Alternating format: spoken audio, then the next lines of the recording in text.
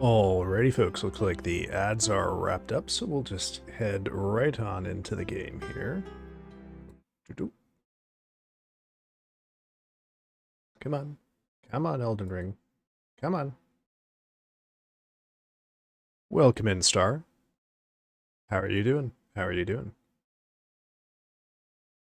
Ah, there we go.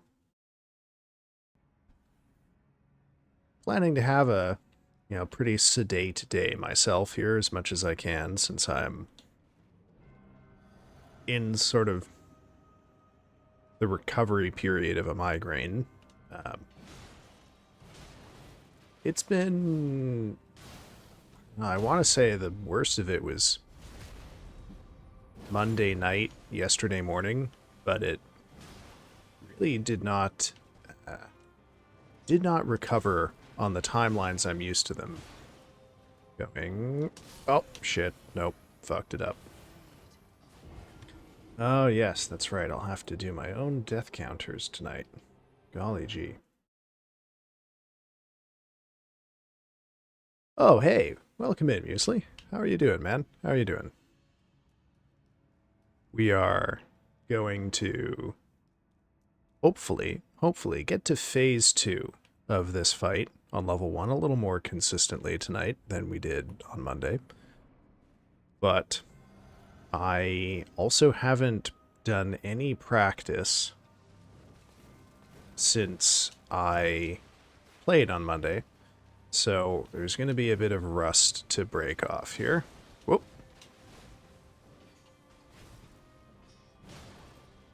We'll see how long that takes. That's a good opening pattern so far. Going to be a first try. Well, I'm sorry to disappoint, Muesli. That's not an experience I can reliably deliver here. I'm trying to think, which bosses have I actually beat first try on this playthrough? Gosh. I beat Astel on, I think, the 3rd try. And I beat Loretta, Knight of the Halig Tree, in under 20 tries. But I think the last boss I beat in 1 try on this playthrough was probably Godric. Back when I was, using like a +4 weapon. So it's been a little while. All right, yeah, there we go. Oh, well, if you hit !RL1 in chat, the bot should tell you a little bit about this run. Don't know anything about have you played other FromSoft games? Oh shit, how many deaths did I forget to count? That was 2, right? I think that was 2. And then there we go. There we are. I still have to go back and tabulate all the deaths from the first stream. Never played a Souls-like. Okay. So I am playing this at level 1, which is why my stats are so low, like why I have very little health and very little stamina, which is the green bar. And because I have so few stats, I don't, for example, have enough endurance or vitality, I forget the name of the stat, to hold a weapon and have armor. Whoops, which is also why I'm completely naked. But this is a pretty tricky run as they go, doing the whole game at level 1. But this is it. This is the pinnacle. This is the hardest boss in the base game. So if I can get through this boss, I'm good to go. I've only got one other boss left after this. Yeah, it's a pretty difficult challenge run of a pretty difficult game, I think, is the best way to think about it. Oh, there we go.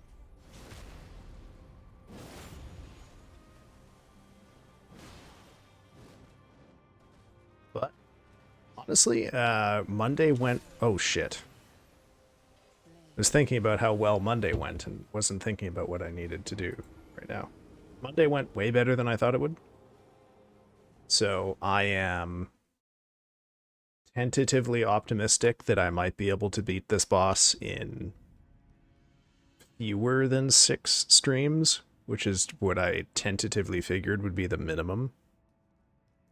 And then once we beat the final boss, it's possible we could be looking at wrapping the game up right around the time that the next game is releasing, Night Rain. So that's going to be exciting for me, because I'm definitely going to be a Night Rain boy once that game is out. Oh, shit. Got a little too cocky with my spacing there. Yeah, it's a slow and methodical process, but that's what I like. Yeah, that is the multiplayer one. 3-player, if I recall, which isn't an unusual number of players, but I'll let them be innovators, I suppose. Unfortunately, I only have a PC, so I didn't get to participate in the network test a few months ago. But I did watch quite a few streams of the network test, and it looked pretty good, I would say. I thought about buying it and playing it with your one friend. Does your friend play FromSoft games?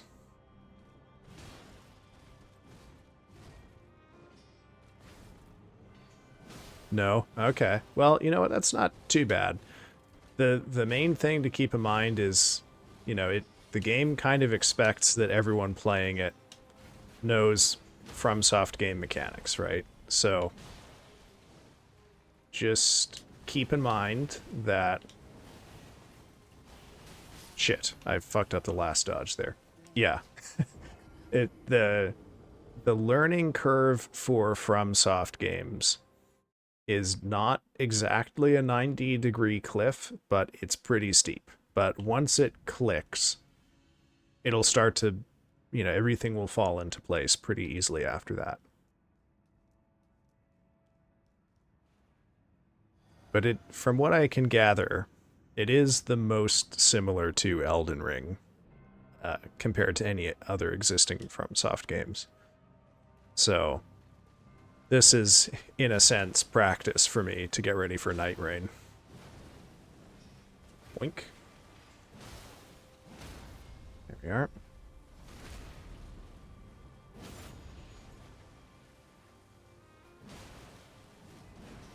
Oh, God. Oh, not enough stamina. Not enough stamina.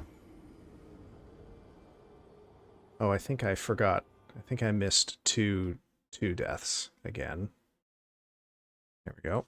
That should do it. I mean, it is, but I make it look hard because I have divided attention, right? Like, I am glancing over at chat approximately every, like, 3 seconds or so. And just the mental sort of burden of streaming on top of playing it does mean that I can't give it the full focus that I would be giving it if I were, like, just playing it on my own. So it's hard, but, it's not impossible either by any stretch.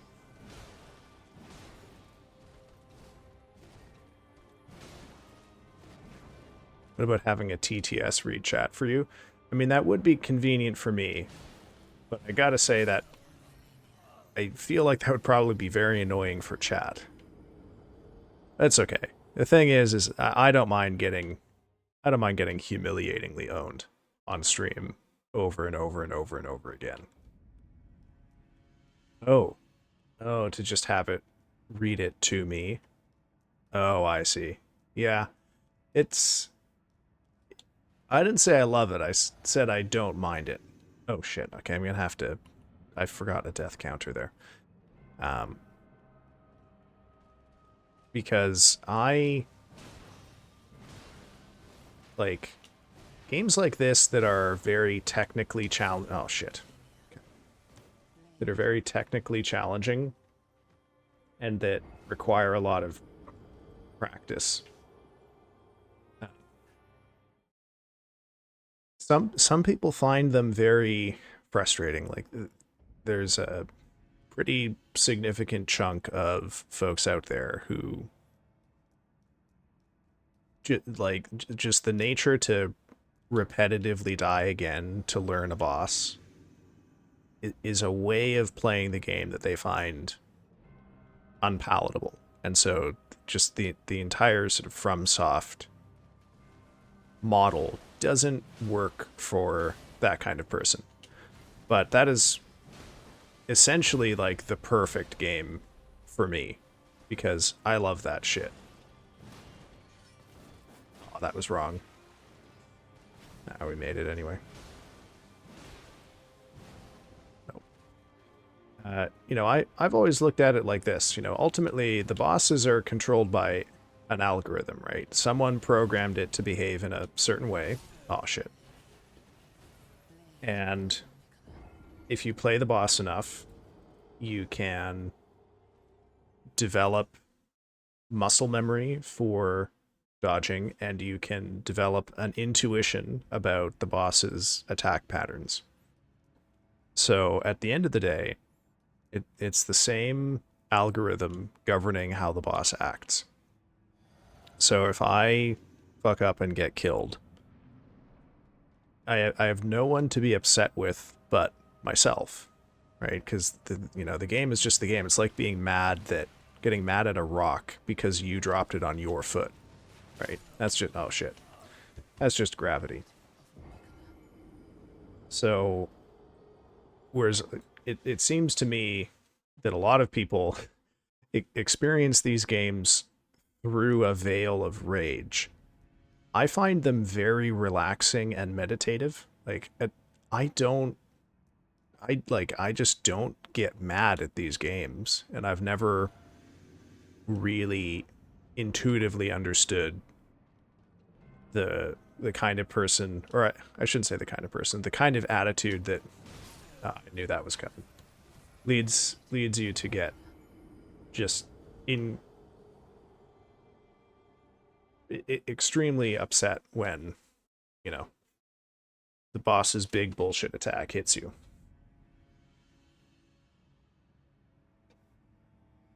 It's just muscle memory at the end of the day. It is, for sure, in no small part. It's like a Mario game. It's all there, you just have to be good at it. Yeah, precisely. Like, you know, it's just a matter of how good you want to be at it. Like, there are definitely ways that I could make this easier. Like, I could level up, or I could, I don't know, use frost pots to knock her out of waterfowl dance every time she does it. But that's not the kind of gameplay I like, you know. I wanted to beat this boss in a certain way, and my goal is to do, oh shit, my goal is to do that. And, you know, kind of at some point it just kind of doesn't matter how long it takes me to get there, because I would rather have the victory that I wanted rather than any victory at all, you know. To me, it's kind of analogous to the experience that a lot of people have of modding certain very popular RPGs. And I'm thinking in particular here of Skyrim, but I think this also applies to Fallout games and also to Baldur's Gate 3, where you load up the game with so many incredibly, like, game affecting mods that give you powerful items or powerful tools or whatnot, or that buff your favorite skills or whatever. And, you know, you throw all these mods on there, and then the experience gets kind of hollow because, oops, you removed all challenge from the game, and now some of the fun has left it. But for me, it's the challenge that makes it fun. So, there we go. There's a perfect waterfowl dodge. Waterfowl dance dodge. I can't spend full attention because I'm learning a difficult song on the piano right now. I hear you. I hear you on that. On not being able to spend full attention, man. Oh, that was very lucky on my part. Okay.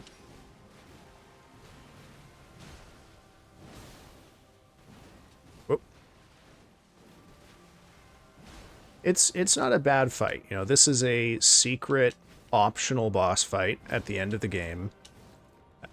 Most people are going to be fighting this boss at approximately level, like, a minimum 150, if not even higher. 150 is the meta rune, or the meta level for PvP, so a lot of people will stop leveling up at that point. Oh, darn it. But you can certainly make the boss a lot easier if you, for example, have enough health so you don't get killed in one hit. Oh, oh, Muesli, I have to let you in on a secret. Getting this boss's health bar to 0 isn't even halfway through the fight, because there's a whole second phase that is going to take it even further.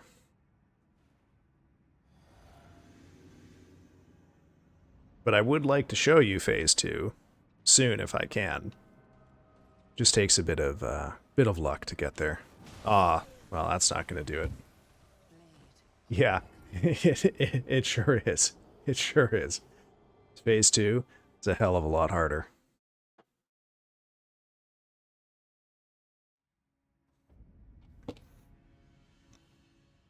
So I don't know if you've been watching at any point where she does that attack where she leaps up into the air, holds for a moment, and then does a series of lunging, spinning slashes at you. That attack is called Waterfowl Dance, and it is somewhat infamous in this game because of how how difficult it is to dodge. But I've almost... Yeah, the ones that look like wind slashes, absolutely. I've almost got the timing down consistently. I'm still messing it up about half of the time.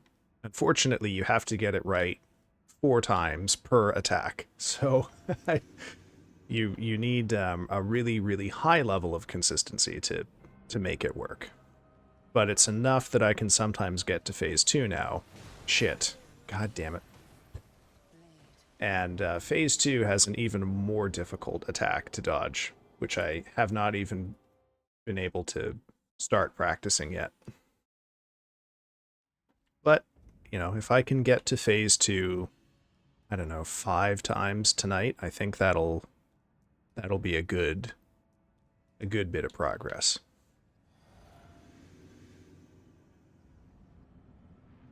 But for Star's sake, I have to show the phase 2 transition cinematic.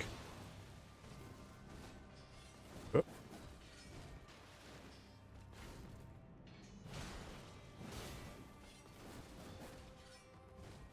Part of the reason that Waterfowl Dance is so infamous is that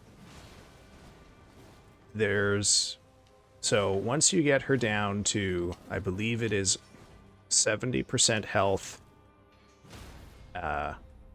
well, usually, I'm sorry, I don't really have any money to be giving away for that, but it would certainly be a hell of an achievement to do it first try. I will say first tries are special on this boss because you actually start with her much closer to you. But,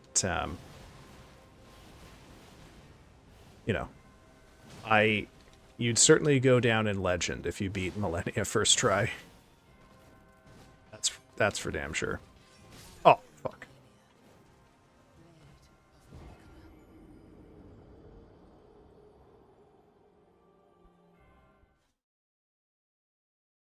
But for people who are doing this fight normally, like coming in at at an appropriate level, part of what makes this boss so challenging is that she heals every time she hits you, which no other enemy in the game does, as far as I know. So, in essence, your approximate level of skill with dodging her attacks controls how large her health bar is. So if you're clumsy, this boss is really much more difficult. And if you've been using a kind of tanky build that trades hits with the bosses up to this point, which is a viable strategy, she just wrecks your shit. For me, though, it doesn't really matter, because I can't take a hit from this boss, so... she kind of... Oh, shit. Okay, there's a point-blank dodge. Oh, would you look at that? A perfect point-blank dodge.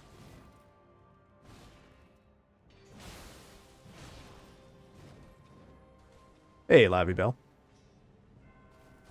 Yapping to stream out. There's a couple people here. Looks like it's going to be a slow night, which is fine by me. There's a lot of people streaming right now, so I kind of figured we'd have a pretty slow evening, because a lot of people started up about an hour before I did, so it's the blessing and the curse of being the last one to start. How are you doing, Labby, though? Oh. Hey, we might get to see Phase 2 in a moment here. Oh, shit. Nope, never mind. Spoke too soon. Sorry. I'm sorry.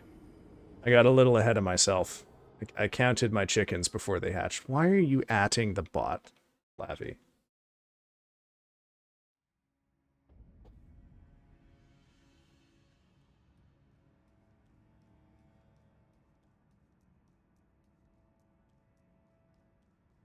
I'm sorry. I don't know how to make stream elements be less annoying with the death counters. I guess there's probably a way to configure it to just increment a number in a text box that I have up on screen instead of putting it on the in the chat. No, we don't respect robots here. I'm sorry. This is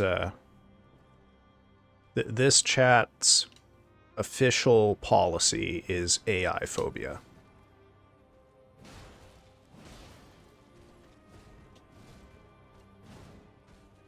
Oh, goodness gracious me.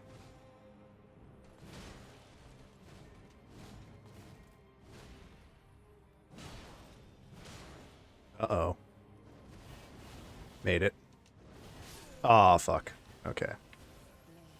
Help the boomer out. Help your nearby senior citizen.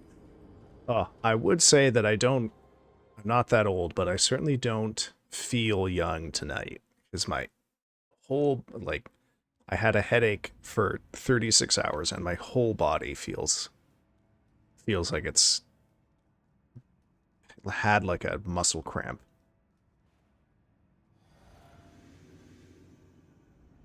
I was actually planning to stream last night, but I just couldn't do it. My head was all kinds of fucked up.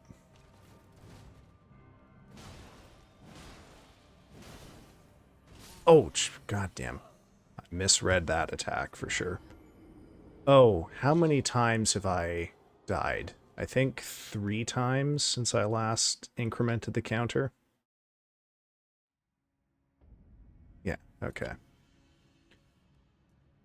Am I doing a CT scan kind of pose right now? I don't know what that means. Oh, no.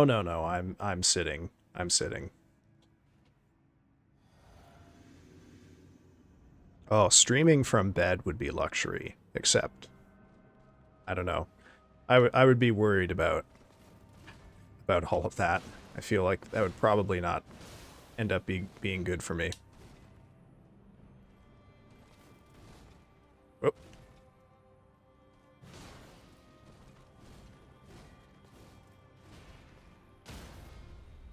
Well, I mean, easier said than done on getting the Steam Deck, I'm afraid.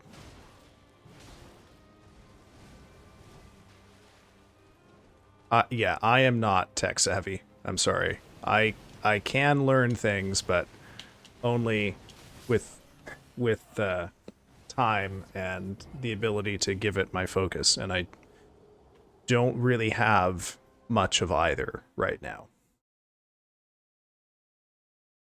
Look, okay. Ultimately, the thing is that I don't really feel like, you know, because I'm just so low energy as a streamer goes, right? The bells and whistles are not going to be very helpful for me. Oh my god, what is going on here? So I try to focus on the stuff that is going to make the most sense with what I've already got and with what I plan to do. And there are some things I would like to get properly set up. The most obvious, I think, for me would be a automatic death counter, but I don't know. Fuck. I don't know if that's practical. How did I survive a hit from Waterfowl Dance?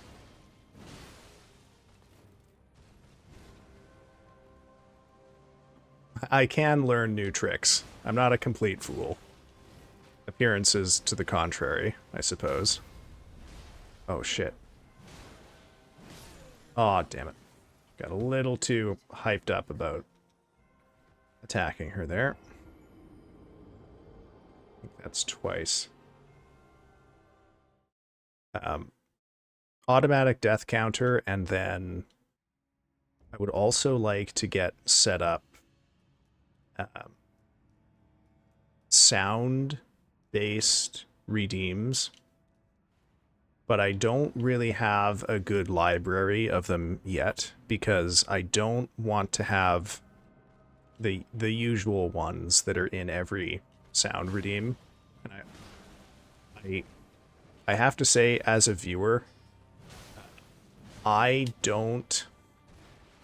It puts me off to watch a stream where people are redeeming, like, really obnoxious sounds all the time. Like, full disclosure, anyone who's got that god-awful pipe redeem, I am probably lurking on mute, because that's... no thank you. Or that really obnoxious, like, cat laughing one. No thanks. So, like, I'm sure the technology is not difficult to do. I just don't know right now what I want the sounds to be, so I don't feel a lot of motivation to figure it out, because I haven't discerned how I want it to fit into the stream, you know? Yeah, exactly. Like, yours are a great example, I think, of, like, sounds that work really well because you've picked sounds that fit the vibe of your stream.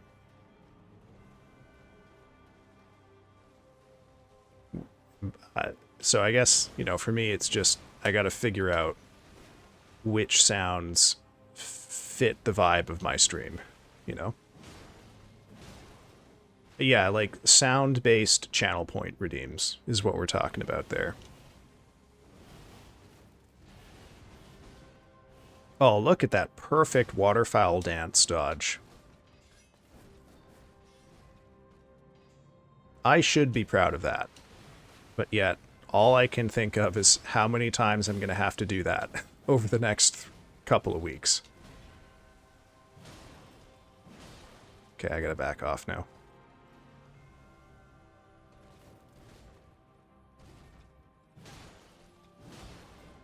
Oh, shit. We were chatting about how awful it is when it's the same sound redeem since every channel on Twitch. Loincloth? Oh, hey, welcome in, Spooky. How are you doing, man?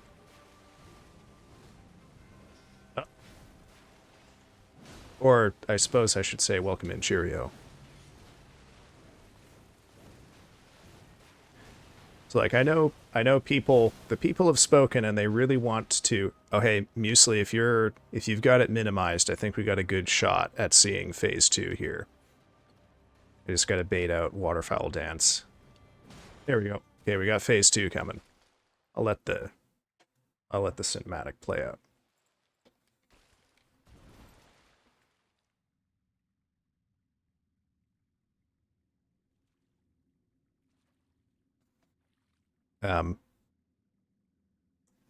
I'll tell you in a sec. I'll just let the cinematic play. Star, fuck you doing? You gotta capitalize that shit.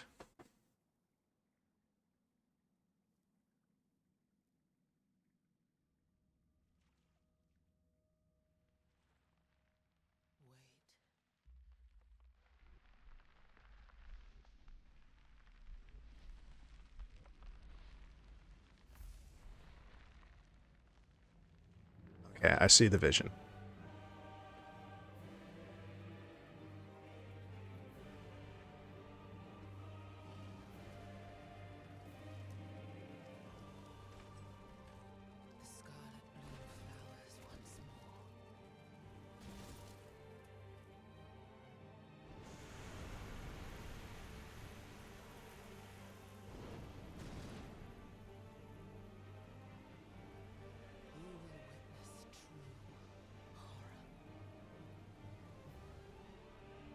Hey, Penguin. I don't know if you've noticed, we're a Malenia thirst stream now.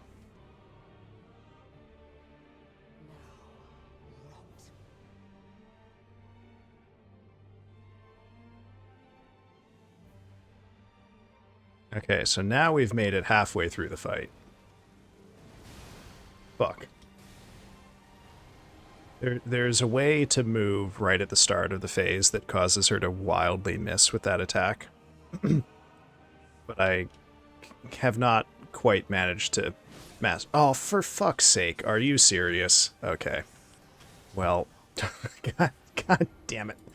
Alright. I think I actually need 2 of these, because I missed one earlier.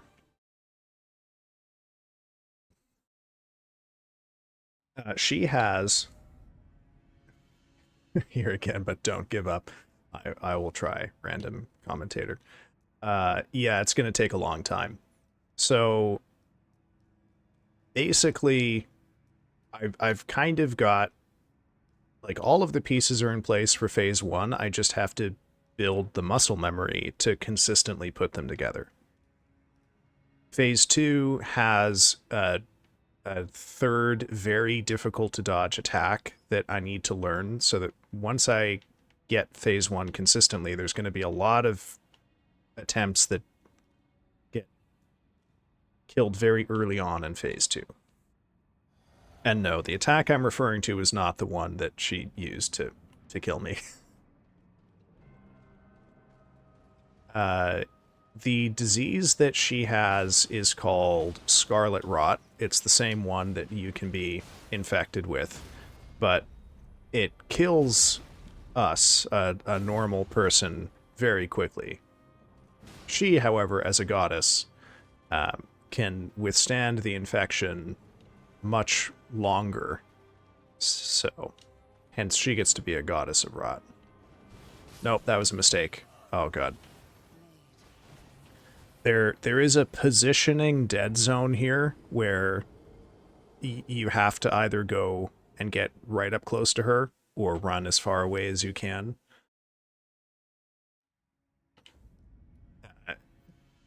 Because if you're in that kind of awkward middle distance, you cannot dodge it. So it is much more difficult to dodge it right up close though, but I'm probably just going to have to stop being a coward and just stay up close the whole time. As far as what the people have spoken of, I believe the consensus of opinion is that I need to make my god tier pigeon imitation a sound redeem, which, you know, fair play, I think that's pretty good. I didn't realize that that's apparently a rare skill, because I have just always been able to make that pigeon sound. Oh shit. Oh god damn it. Okay.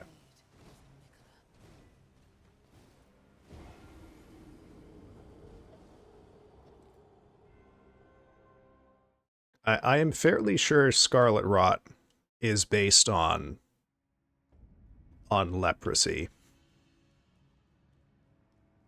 Yeah, the pigeon sound. Oh god, I fucked that up. Oh my goodness.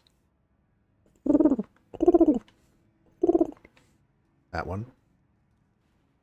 And yes, welcome in everyone who showed up right before or during the cinematic. Omega, hello, I think I missed you, and hello, Penguin.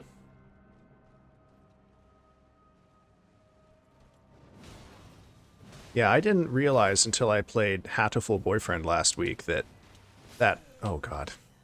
Oh, I'm missing so many of the fucking death counters here.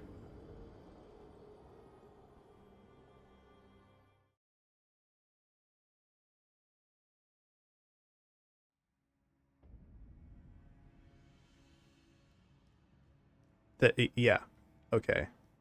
Oh, you're gonna death counter me now? Thank you, Star. I appreciate that. I think we're caught up. Honestly, at this point, I have no idea.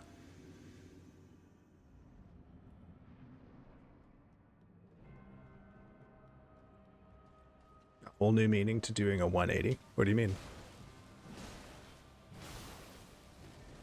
But yes, Penguin, you can absolutely make a pigeon sound redeem. It just, you have to make the pigeon sound, so I want to hear your best take on it.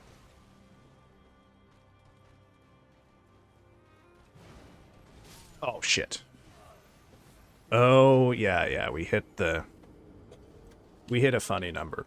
Unfortunately, oh, death number 69 on Monday was a very embarrassing death. I didn't even hit her, and she killed me right away in phase 2, or phase 1. Might save the redeem for your more intoxicated streams. Oh, so you'd be fine making pigeon sounds, but not sober. Okay. Actually, you know what? That's not even the first animal sound I was persuaded to make on stream, too, because someone got me to make a sheep sound on stream when playing Killer 7 as well. I didn't hear your goat. I'm sorry. Could you do it right now? And I'll just imagine that it's good.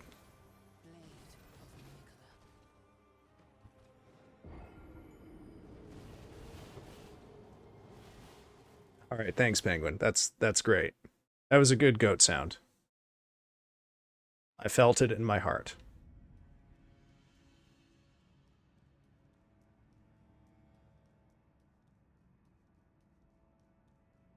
But yeah, no, I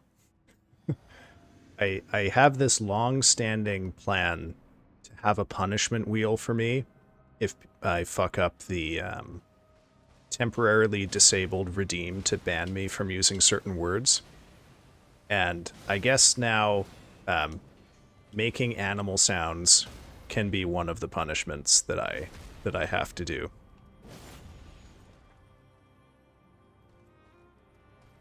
Oh shit.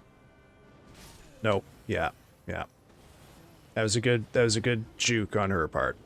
I got baited into taking an attack.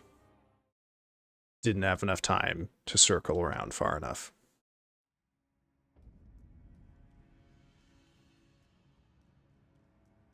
Oh, goodness gracious me.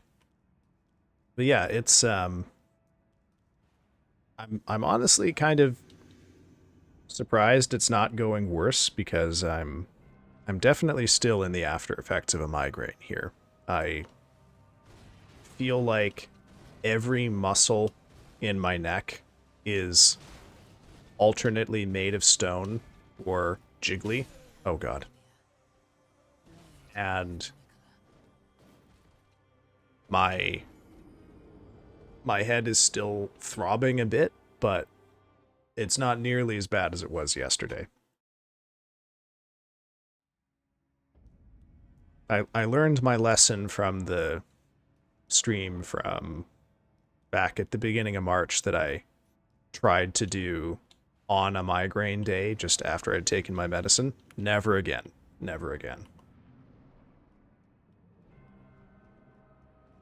Oh yeah. They are my scourge, I'm afraid.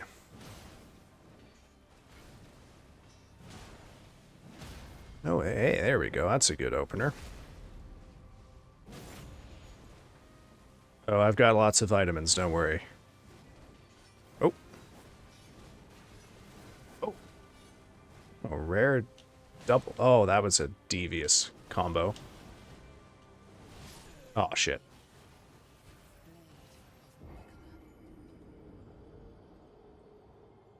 However, no honey for me. I'm a vegetarian. I'm sorry. Oh, welcome in, Orphea. How are you doing? No, I'm sorry. You corrected me on this last time. Welcome in, Orphea. You missed Goddess Hour 5 minutes ago. I'll try and make it happen again. Actually, question for chat. What is everyone's best animal sound? Oh, shit. Okay, well, I guess I'll call you late for dinner then, Orphea.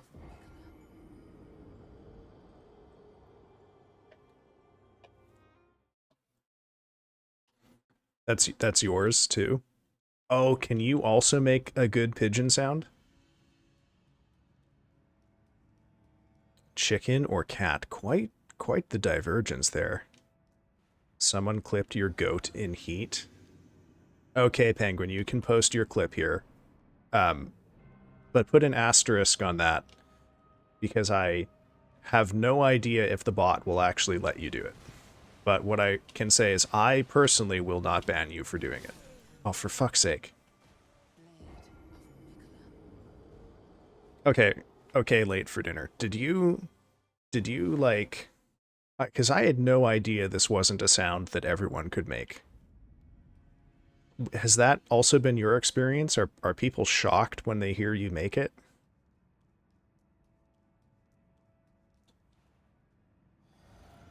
Okay. Okay, I'm gonna open that clip after this pull. I should have opened it before I wasted my flask. Hey, welcome in, Slime. How are you doing, bud? We're just talking about our best animal noises. Also, I like your cheeky answer there, Cheerio, of human. It might be loud, will it? Okay. Alright, let's open this clip up. I am squiggly right now. Oh, fucking shit, that made Elden Ring freak out.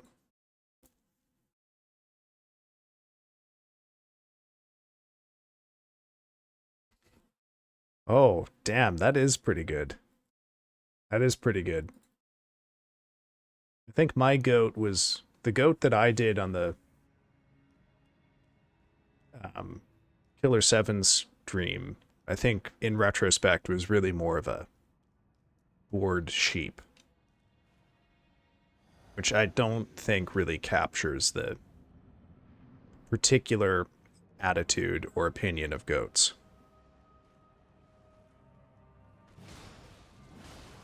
Whoop.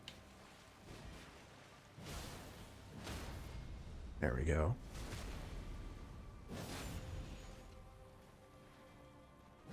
Yeah, I mean, it is an adjective. It is approximately equal to how I feel at this exact moment. Whoa, okay. I gotta watch out now, because I got no stamina. Okay, we can bait out a far distance waterfowl dance here. Come on. Nope. You want to make this happen up close. Okay, fine.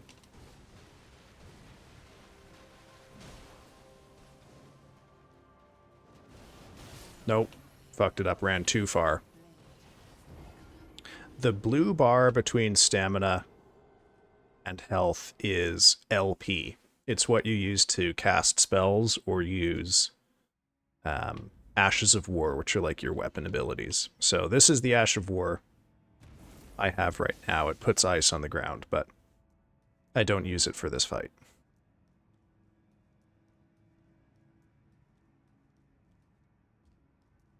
I'm also, I should admit, I am fucking shocked that it is possible for me to take a hit in this fight and survive.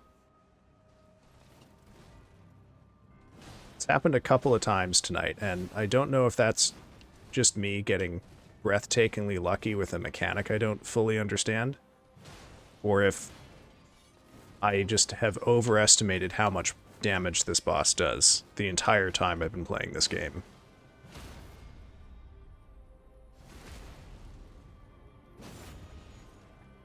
Okay, we don't want to do waterfowl dance up on the hill here. We want to do that over here. I will say, like any attack that causes a boss to move around a lot, it has very awkward interactions with, oh shit, the terrain. See, I got tagged there and lived. That's fucking shocking for this boss. So, how much playtime do I have in Elden Ring? I don't know how much real playtime there is, because there have definitely been a few times that I have accidentally left the game on while I'm not here, or like overnight, which is bad. So, I'd say about 700 hours, I think, I'm probably at. That's not counting time, that's just me, like, running around looking at the view, because the game is pretty. Oh god. I smell a waterfowl dance coming here shortly. Oh, we got phase 2 coming, folks. Phase 2. Oh, what? Holy shit.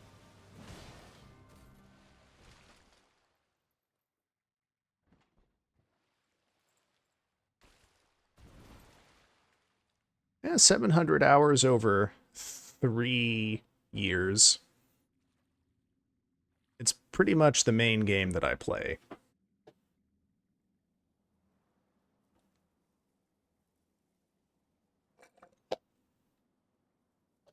Just for you, Star.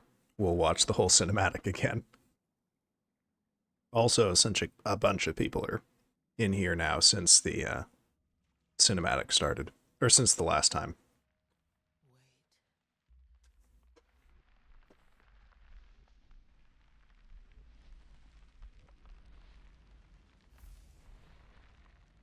Yeah, I've been trying. I'm probably gonna commission static emotes coming up here soon. I have a whole bunch of slots for static emotes available. I think there's 8 for subscribers, 3 for followers, and then 1 each for tier 2 and tier 3. So I have a lot of stuff that I can make. So probably I'll get 6 FYP, or no, that's not what they're called. 6 static ones that are just like my avatar. Don't get hit. I will try, Muesli. I will try.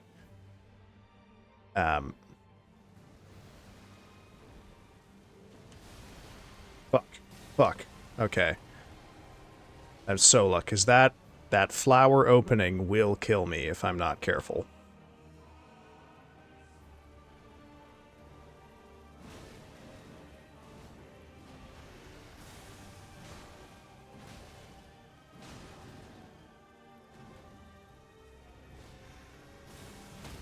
Ooh, okay. Phase 2 going okay so far. We might get to see that attack I'm talking about on this pull. Holy shit.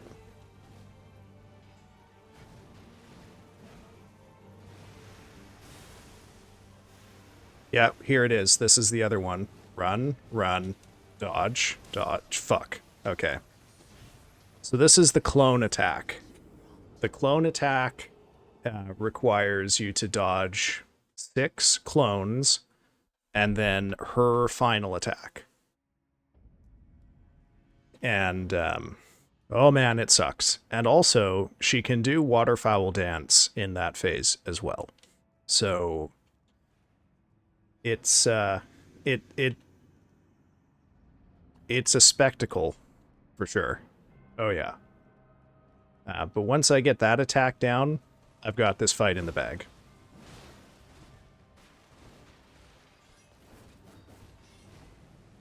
Yeah, it's a quite beautiful fight. Aesthetically, I really like it. Oh shit. I was telling Magus about this on Monday, because he was asking me what I think of the fight and where I rank it. Because I put this fight in high B tier for fights in this game. The main weakness of this fight is the unpredictability. Oh, I gotta go eat something and take a shower. Good luck on this boss. Wish you all a good day. Well, thank you for stopping by, Muesli. Glad to make your acquaintance, and I'll look forward to seeing you around here again. Happy consuming. May ingestion and digestion proceed flawlessly for you today.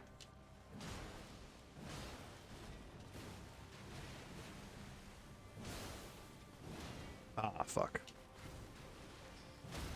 There we go. So the first waterfowl dance is pretty much guaranteed to come out at about this health threshold. But the second one comes out at any point after 30 seconds from now. Oh, shit. But because the second one is unpredictable, it causes a lot of people to hate this fight because it's a really it is a difficult attack to dodge, and thus many people respond to it by immediately playing very, very, very cautiously in order to try and bait out the second waterfowl dance. So there are strategies for fighting. Oh shit, I'm gonna die.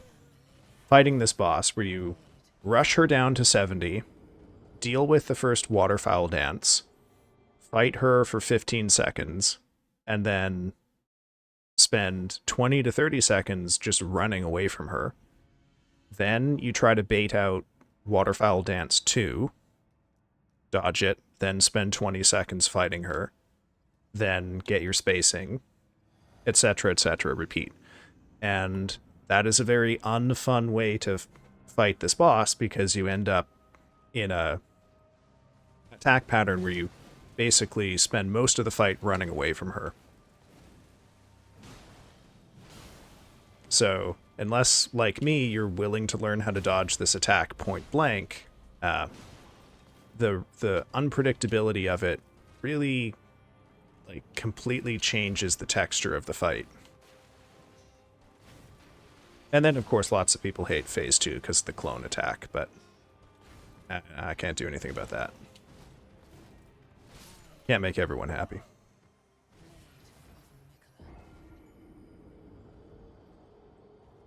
I will say, though, unless we get, like, a raid or something later, I'm probably not going to keep watching all of the transition cinematics. But feel free to keep shouting Goddess when we get to Phase 2.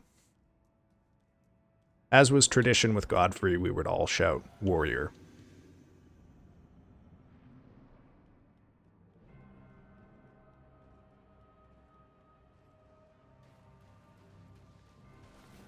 You keep at it, Star. That's a beautiful way to celebrate this fight. And I'm sure Malenia would appreciate it too.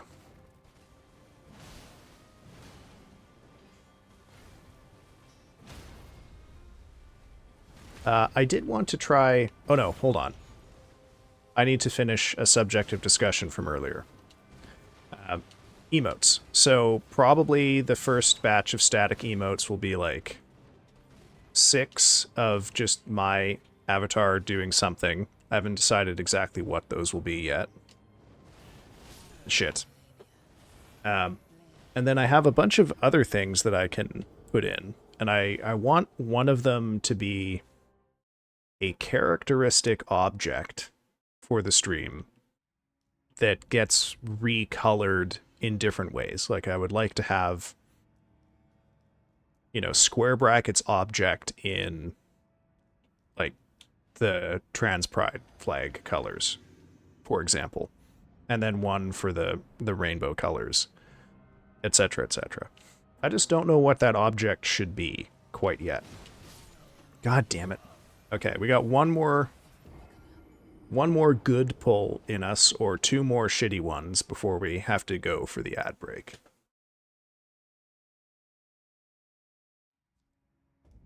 I just don't know what, like, a characteristic object for me is in here. Like, the only one that came to mind is like a meme from the Discord, which would be the log from Twin Peaks. Which I don't mind, I just feel like there might be better candidates for it.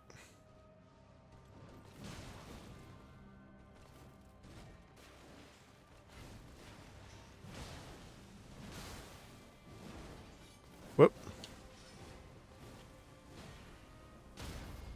But that's a thing I will worry about in 2 weeks, at least. I got other stuff I gotta concern myself with right now. Shit.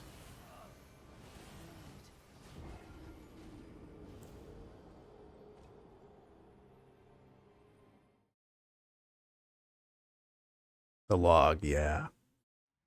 And then chat mascot, which I think will be the horrid baby from from Eraserhead.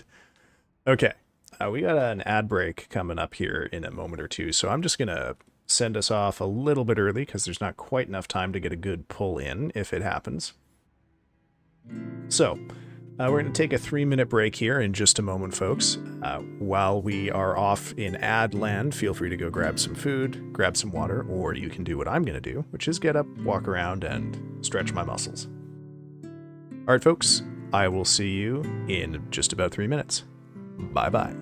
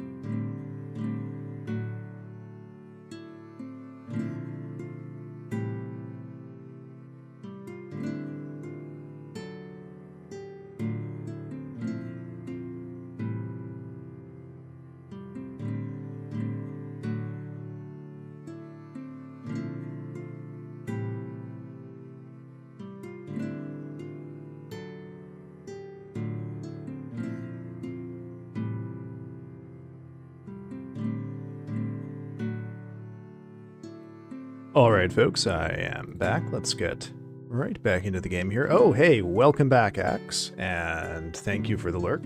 As always, lurks are much appreciated here. Hope your stream is going well over there. Oh, and Spooky is off to bed here. Gotta schleps to sleps. Have a good stream. Thank you for stopping by, man. Always happy to see you around. Hope you have a good sleep, and I'll catch you another day.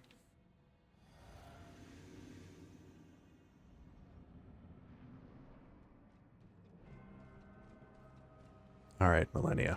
let's... Okay. A side goal for me tonight that I have not really been... Oh, God. Really been actually executing is to not die to that leaping slash, which she does at the very start of some... Oh. Oh, sorry, Star. Will it... If it goes through, that's okay. Just skip the next one.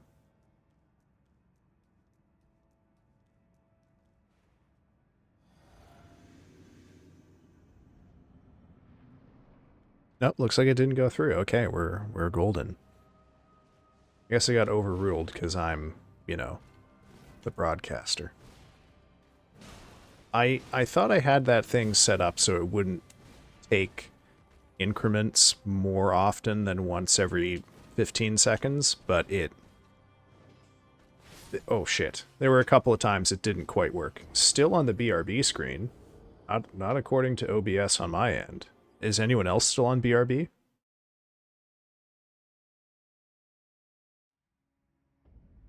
You trying to fuck with me, Penguin? I'm... No. Okay. The hand lies. Alright, alright.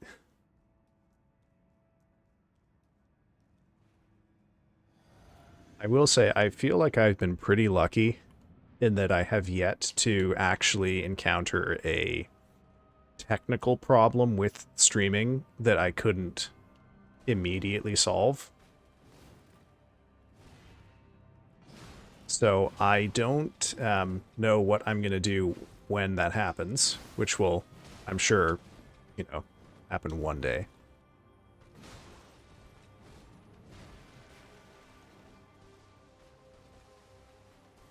No. The thing is that's absolutely a thing I've done multiple times, so... Wouldn't even occur to me to think twice about it. Shit. Nope, I fucked that up. Yeah.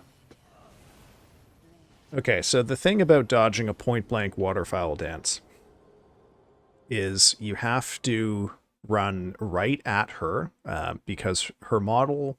Basically, there's collision below her model where she would be standing, because her model is technically still anchored in the ground.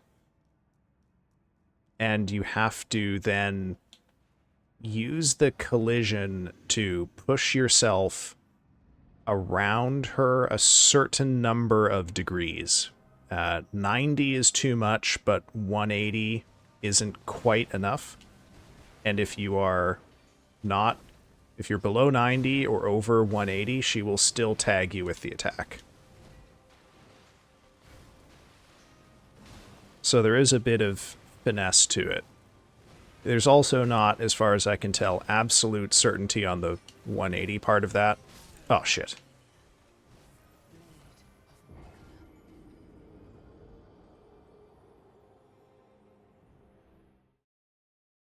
So if you do that effectively...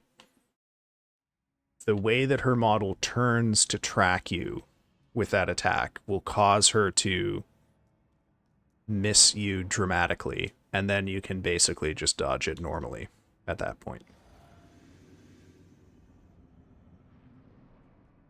The timing for the second round is a little fussy as well, because it's possible to dodge too early before the hurt boxes for the attack actually come out. Which is always embarrassing. You roll into her and then she kills you.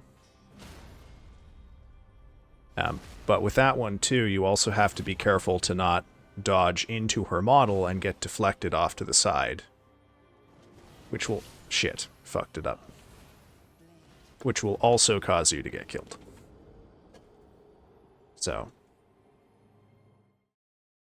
Oh yes, and my mistake too. You have to... collide around her model between 90 and 180 degrees, but you also have to dodge you have to dodge to the left, absolutely perpendicular, and that will cause her to go over your head and miss.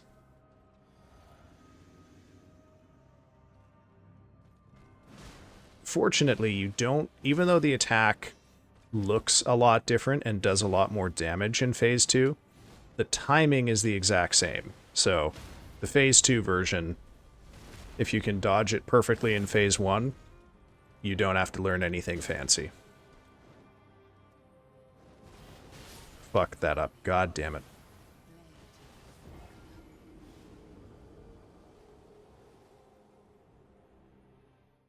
You do need a fairly significant amount of stamina available to be able to dodge this attack, especially point blank. This is part of the reason that this attack is not well liked, because after the 30-second timer is up to get the second one, you can't commit to attacking if that attack would take you below the required amount of stamina to dodge it. And you can't really game it out because you can't, if you know that it will come out at a certain health threshold, then you can take risks when you're when you're below or above that, but not if it's random. Okay, coming out here. Oh my god. Okay.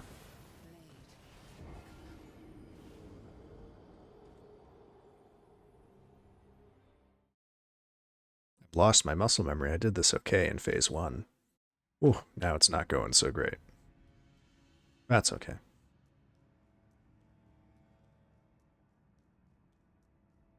Oh, hey, welcome in, Shot. How's it going?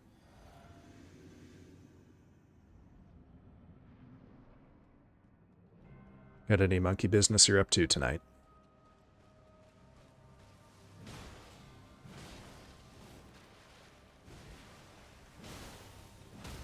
By the way, I heard through a little birdie while I was on my break that people have already dug up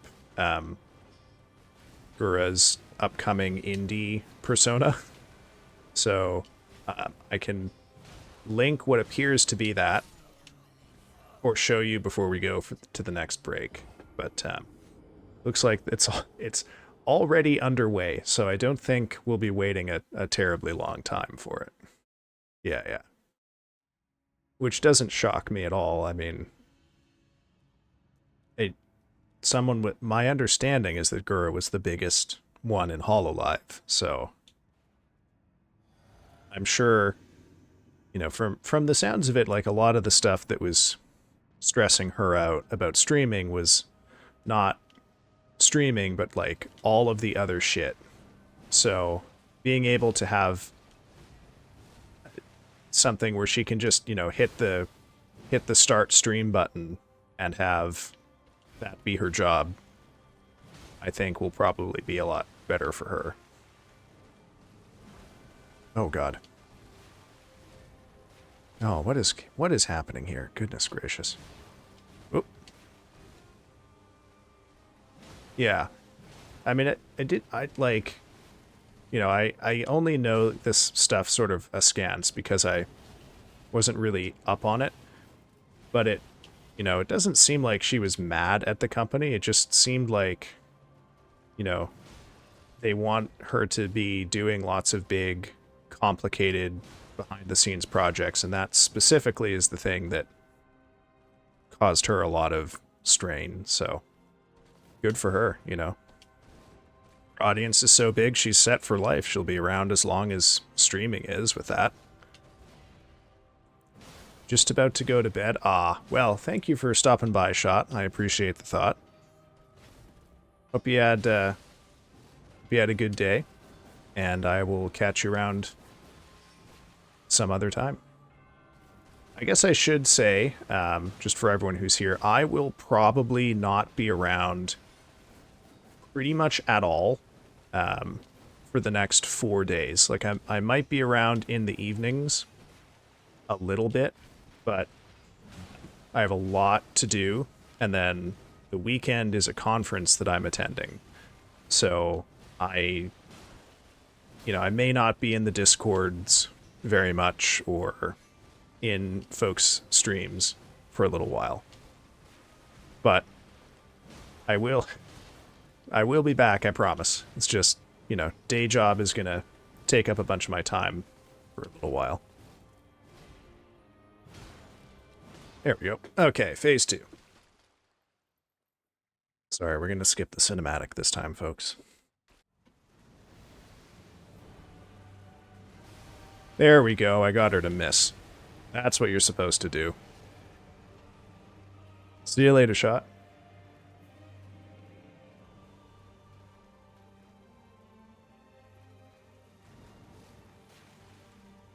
Oh, shit. I will say, you know, unexpected additional challenge of Phase 2 is her wings make her attacks harder to read. So you kind of have to pay a higher degree of attention or learn a new set of visual cues. By the way, I don't know if you saw their star. You get a good close-up. Her wings are made of butterflies.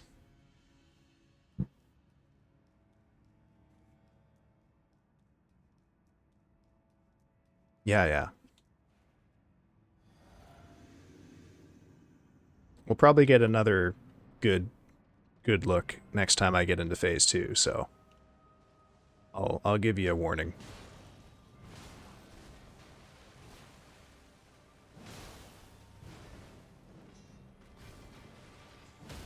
There we go.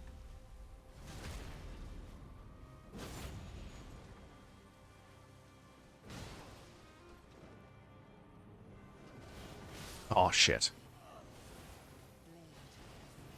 Okay, where's my list of stuff I wanted to talk about? Okay, so one thing I was considering doing for streams is getting chat to, through the Discord, I think, or maybe through the bot. I don't know how to set it up through the bot, but there must be a way to do this with offline chat. Getting chat to submit topics or things that they want me to talk about during these streams. Oh my goodness. Because I think it might be, you know, I see a lot of people start their streams with like anywhere from 10 to 20 minutes of concentrated yapping before getting to the game, which I think would be nice. I traditionally go directly to the game and just start yapping over that. But also, you know, might just be nice to give folks an opportunity to demand that I speak to some random topic of their choosing. Which I suppose I should say is always an option. Because if nothing else, I can ramble. The gameplay will suffer terribly for it, but, you know, the gameplay is already suffering terribly for the shit that I choose to talk about.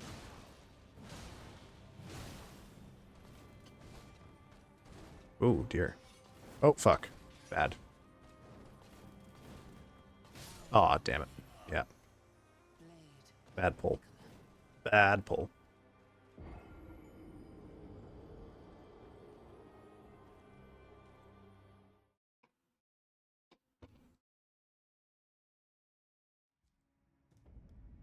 Other than that, what else is on the list here? Okay, so the lore. The lore of this. Okay. So we are fighting Malenia, who is one of the demigods of this world, one of the last few who is living. Ooh. You will notice whenever she kills me in Phase 1, she says that she is the Blade of Mikola, who is her twin brother, and also one of the last few living demigods. However, both of them were born cursed because, well, for lore reasons, well, I'm going to give a spoiler alert here. Is there anyone who would really, really, really prefer not to get spoiled on some pretty significant reveals about the story for this game? Because if not, I will try to explain her background without the spoilers. But if there's anyone listening who would really like to not have the spoilers, say your piece now. I'll give you a couple moments to get that in. Oh shit. God damn it.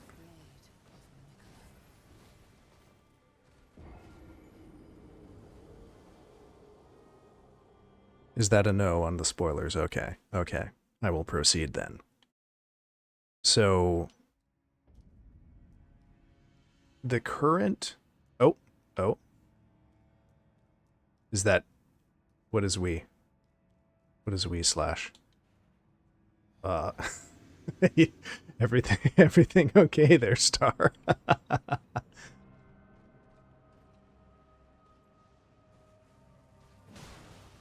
Oh, because I died too quick. Sorry. I'll try to not be bad at this game.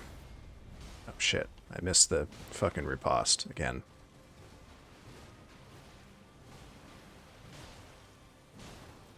Oh, god damn it. Okay, so the current deity of this world is Marika, Queen Marika, who is Malenia's mother. However, Marika is a divinity in the sense only that she is a vessel for the divine power of an entity called the Greater Will. Now, in order to rule over this land as the vessel of the Greater Will, Marika takes a consort, and the title of that consort is Elden Lord, right? So nominally, that's what you are seeking to become at the end of this, except you're also going to destroy Marika at the end, which we will get to shortly. Oh shit. Thinking about the lore, not paying attention to the game. So, in the deep history of this world, there have been two Elden Lords previously, and arguably there isn't one right now, although there's some room to debate that point. The first Elden Lord was Godfrey, who we've already fought and defeated. And with Godfrey, Marika had 4 children. Godwyn the Golden, Mesmer, maybe, who we haven't met because he's in the DLC only and not mentioned in the base game. And then the cursed twins, Moog and Morgott, who we have already defeated both of. Oh, there we go. I knew there was a way to get the riposte and an attack in. Okay. That's good spacing for us. Oh, shit. And then I fucked it up. However, for reasons that I can explain, but which I won't delve into right now, Marika and Godfrey parted ways. It wasn't mutual. Marika said, Godfrey, get out. But it didn't really have anything to do with Godfrey. It had everything to do with other plans that she had in motion at that point. And then there came a guy named Radagon. Now, Radagon had served in the theocracy that Marika is the head of, and that is called the Golden Order. He was, in fact, well known as a fanatic and a fundamentalist of the Golden Order. Shit.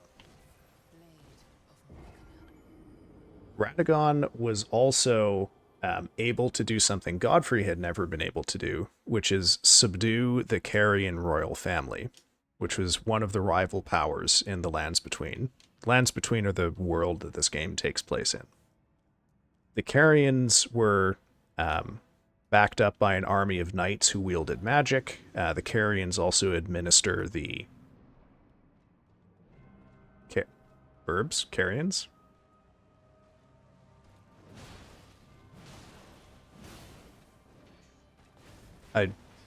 You'll have to tell me more about the Burbs. Are who Burbs?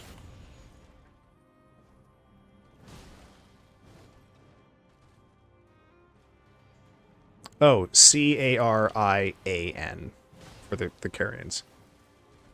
And depending on who you ask, they might actually be pronounced Carians. However, it's... Shit, I'm gonna die. Funny you say that, because there is a faction of knights who basically defected to the Golden Order instead of fighting for the Carians. And those knights are called Cuckoo Knights. Basically, they have all of the same magic power as Carian knights, but they serve the Golden Order instead. Anyway, point is, unfortunately, there's not many cuckoos in the game. They have a really sick armor set, though, I will say. Okay, so the thing about knights with magic is that you don't have to have a lot of them for them to be a pretty decent fighting force, and so the Carians had never really been defeated in battle by Godfrey, which was something of an embarrassment, I suppose. Shit.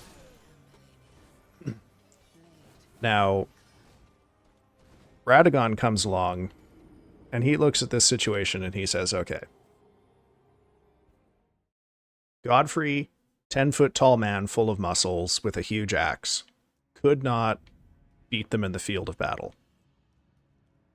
I will beat them through the power of my abs and my incredible faculties of seduction. So Radagon romances the head of the Carian royal family, Renala, and marries her. It's unknown whether he felt any genuine love for her, but given what happens later, the answer to that is probably no. But nevertheless, through the marriage of Radagon, a high-ranking fundamentalist of the Golden Order, and Renala, the Moon Queen, who's right, full Moon Queen. Renala, right? This is her. The Carians are no longer an enemy of the Golden Order.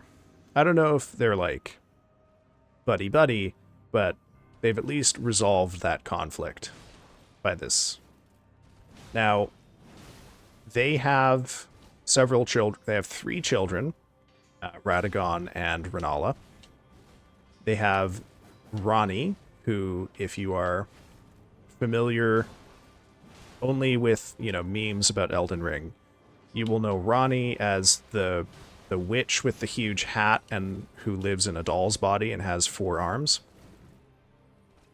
They had a son named... Shit, I fucked that up. Shouldn't have done that on a hill.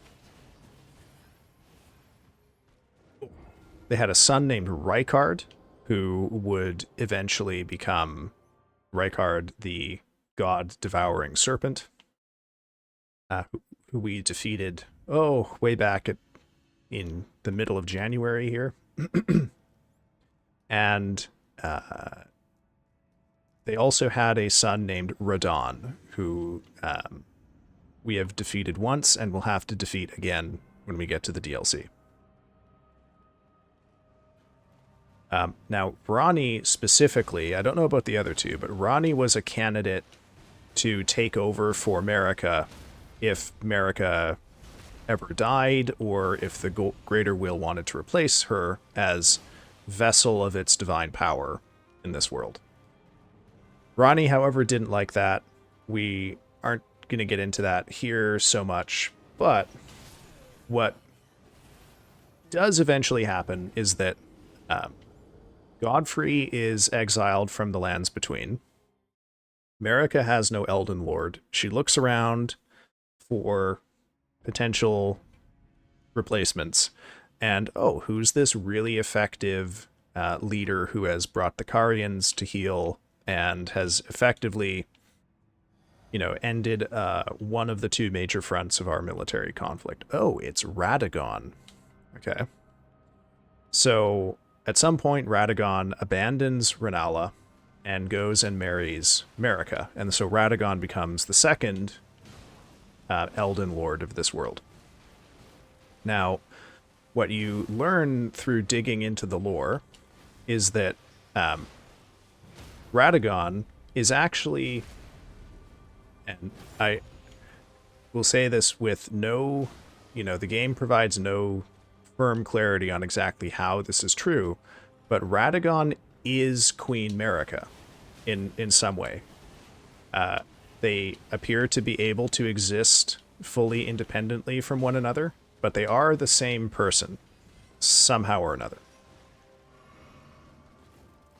But you may be asking, well, Marika just married herself? Or, like, how does that work?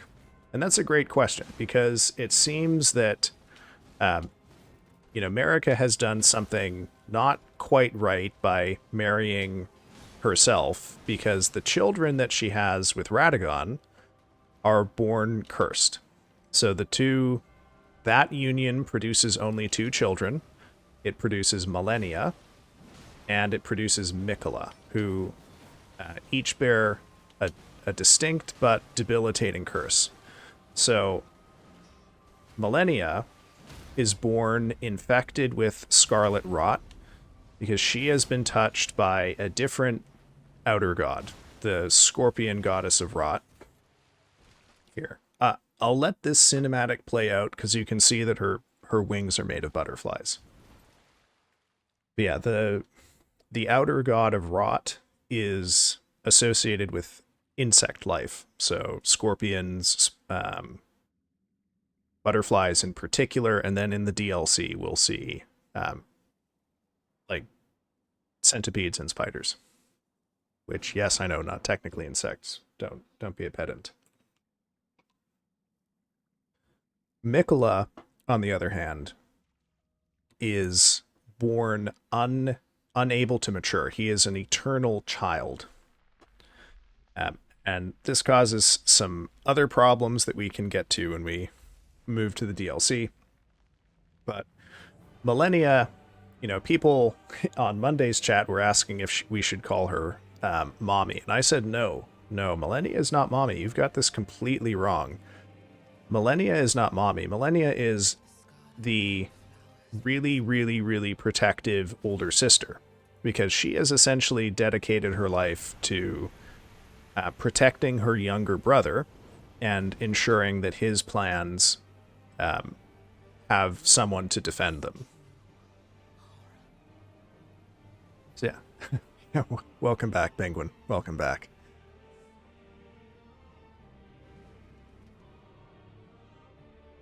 But the scarlet rot that she was born with will eventually kill her. But her brother, who seems to possess healing magic of some sort, can kind of slow it down. If I'm watching during a workday, I'm mostly here listening, but I often have to focus. Yeah. No worries, Penguin. I know we all got demands on our time and attention. Don't worry, brother. Oh, shit. Aw, fuck. That was embarrassing. But yeah, part of the reason it's just hard to see shit in this fight is all of the butterflies flying around.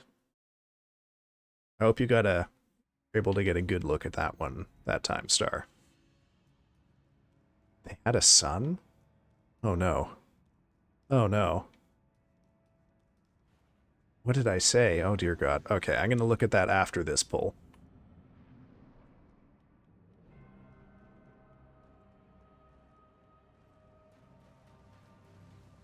But yeah, it's you go the majority of the game not knowing that Radagon and Marika are the same person. It appears, based on the some lore developments we get later with Mikola in particular, that if you are a deity or a demigod in this world, it appears that you can choose parts of yourself that you don't want to have anymore. And oh, I don't know if you saw that. I just knocked her fully out of Waterfowl Dance because I procced a bleed on her right as she started the attack. Which is an interesting way to deal with that attack. Not one that can be relied on, I'm afraid.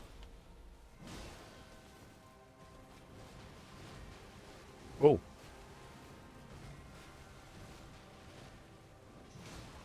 Oh, goodness me.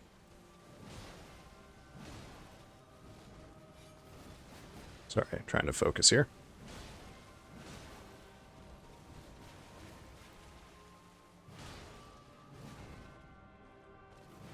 Shit.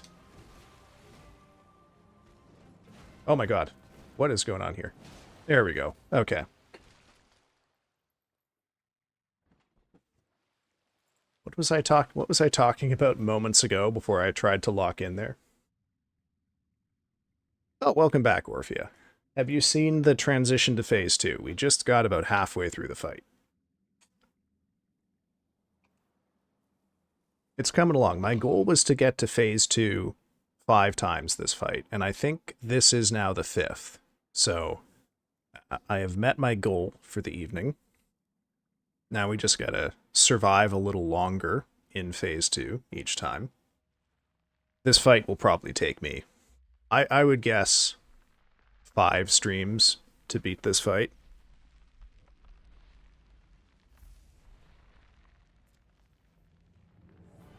No, I was been rambling about the lore for this particular boss for a little while here.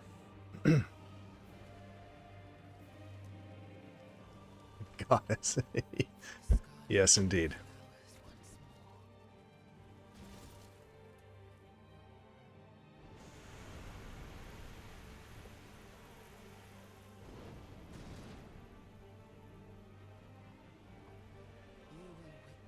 Yeah.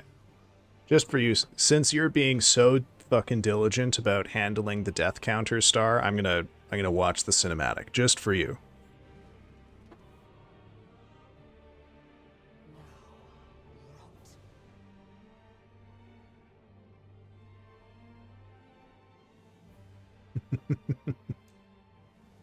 Oh shit. Ah, didn't do it right. I've been getting very lucky with the opening of that flower. I really came very close to dying pretty much every time except the one time I managed to actually send her putting it into the wrong spot. Okay. Clone attack. Run away. Run away. Dodge. Ah, fuck. Yeah. All I know about this attack is that you dodge the first 2 just by running away. And then the next 4 you have to actually properly dodge, and I don't know how to do that. So we just got to get the practice in on it.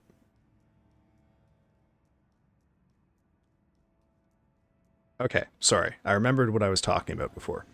So yeah, it seems basically like if you are a deity or a demigod in this world, and there are aspects of you that you don't want, you can kind of take that aspect and cause it to become a separate living thing from you. And it goes out into the world and it inherits some of your divine power, but you then go on without it. But it, it changes you to do that. Sorry, there's one thing I want to do here, which is get rid of all of the pins in the map. I keep seeing them on the screen, and they distract me a little bit. Pick up my 0 runes. Okay. So it appears that what Marika did with Radagon is she basically took her faith in the Golden Order and the Greater Will and animated it as a separate being. And that being became Radagon.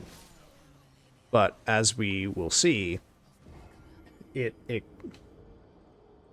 exactly how separate their bodies are is kind of ambiguous. Oh, I forgot to watch that clip. Okay, I'll watch that clip now. What the fuck did I say?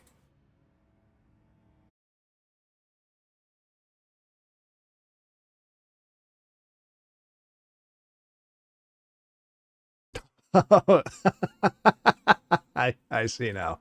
Yeah, their son was named shit. I fucked that up. I shouldn't have done that on the hill. Quite the mouthful. Oh, right. Sort of like how I forgot Orphea's new name of late for dinner. Fuck. I think I did a good job the first time of calling her late for dinner every time instead of her actual name. I'll try to be better. I'll try to be better at remembering my own memes, chat. Really. Shit. Ah, God.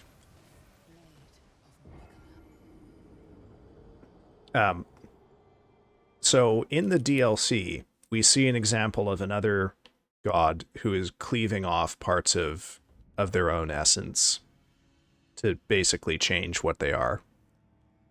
And when that happens, those instances, those things that are cut off, are fully separate. Like they don't seem to inhabit the same body.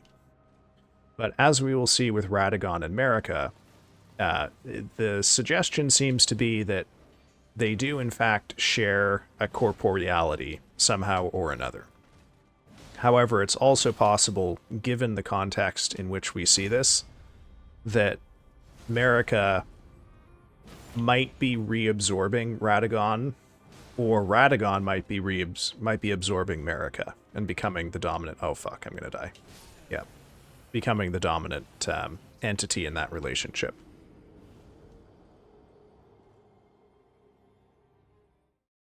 So, I guess to put that fully into context, we need to cycle back to this relationship that exists between Marika and the god, like the true god that she serves, the Greater Will. So the Greater Will gives her quite a lot of power, but expects her to execute its will and ensure the dominance of the Golden Order in the lands between. And, god damn it. I've got to stop committing when we're in range to get that leaping attack, because I can't knock her out of it. Yeah. So, okay, you become the vessel of an outer god. You get a lot of power and you become immortal, but you are also a servant. And it appears that the Greater Will can to some degree, like, directly command you to do things, and you don't seem to have the liberty to refuse them. Oh, God. There are a variety of different ways. Sorry, but it's not perfect. So there's a variety of different things that the Greater Will has done to try and ensure that its servants are actually executing its will. Anyone who is a candidate to become a vessel of its deific power is guarded at all times by what's called a shadow, which is a powerful entity that takes the form of a large beast. And the shadow is both bodyguard and spy. So it's supposed to, protect that candidate or the vessel from attack, but also if its charge is rebelling against the Greater Will, it's supposed to strike them down. So on screen, we have Blythe here, the wolf man with the sword. Blythe is the shadow assigned to Ronnie. We have also met one other shadow. We have met Marika's shadow, which is Malekith, who we fought in a quite difficult 4-stream odyssey. I'm honestly astounded that fight didn't take me 7 streams, because Malekith is traditionally the hardest boss for me.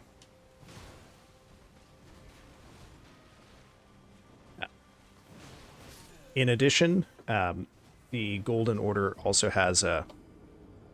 Sorry, I just finished peeling and now I want to rest. I'll lurk. Have fun, everyone. Well, hey, thank you for coming by, Lavender.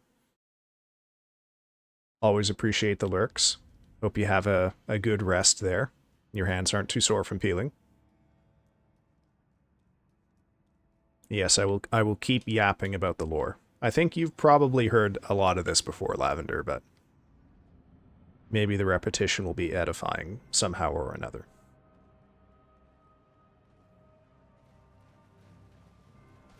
Oh, I'm gonna die. God damn it.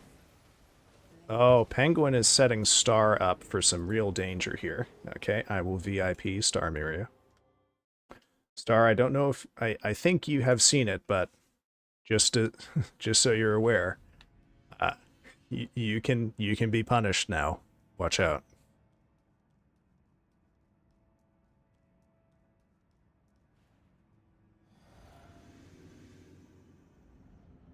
Repeating it for the back of the class. Okay. So in addition to the shadows,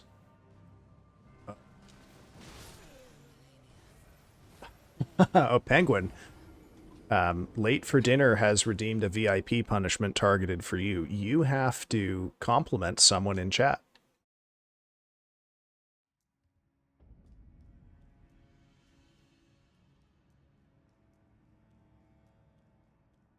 Okay, so in order to express its will, the Greater Will has also provided this world with a group of very strange creatures called the Two Fingers, and I can show you what that looks like after this pull, as they are very strange. But they are there to essentially act as the voice of the Greater Will when Marika can't be there, because, you know, Marika is called a god, but, you know, it's not necessarily that she is everywhere. You know, she's not omnipresent, she's not omnipotent, and she's not omniscient either.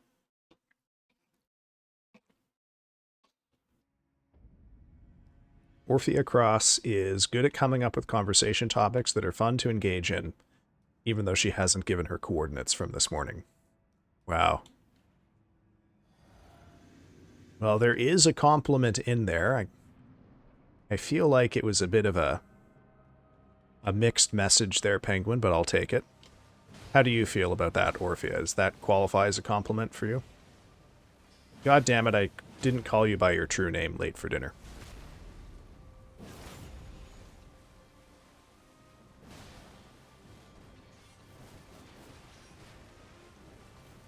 Come on, do the dance. You want... Oh, shoot. Yeah. Remember how much earlier you said I could call you whatever you want? Well, I decided that I should call you late for dinner. Isn't that the saying? You can call me whatever you want so long as you don't call me late for dinner.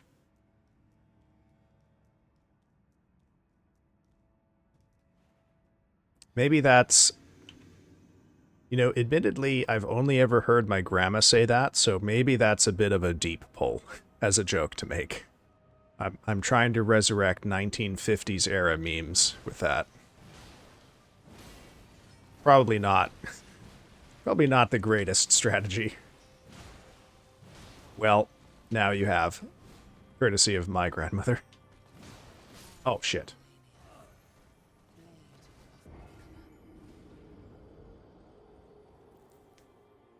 Oh, yeah, it's a Fallout meme. Oh, I wonder if that has appeared in Fallout somewhere. I'm sure it must have. Okay, so Marika realizes at some point, maybe, that it's actually not so great to be a deity here, because she gets a lot of power, but she has no freedom. Additionally, it's hypothetically possible that she can't even leave the room that she's in, which we will see a little later, or has to spend a lot of time there. I've seen that brought up. I don't buy it myself, but it seems like, you know, she can't really go off and do stuff. So her freedom is pretty limited. We don't know exactly when Marika first begins entertaining thoughts of rebelling against the Greater Will, but we do know at least a few key points that indicate that has already happened. But these don't exist in isolation, because she's not the only one who chafes at the rules of the Greater Will. Her daughter, Ronnie, who is one of the candidates to take over after Marika, also does not want to have that power if it comes at the cost of being under the thumb of the Greater Will. So, at some point in the timeline, we don't... It's kind of difficult to put exact spans of time to things that happen in the backstory of this game. But at some point, Ronnie begins rebelling. And this takes a few stages. It seems that part of her rebellion was learning the magic that the Karian royal family knows about through the school. Now, magic as the Karians know it, oh fuck, I screwed that up right at the end. Comes from the stars, whereas magic as the Golden Order knows it comes from the Greater Will. So Rani, in essence, masters two schools of magic. She also begins looking for ways to break free of the Greater Will's power.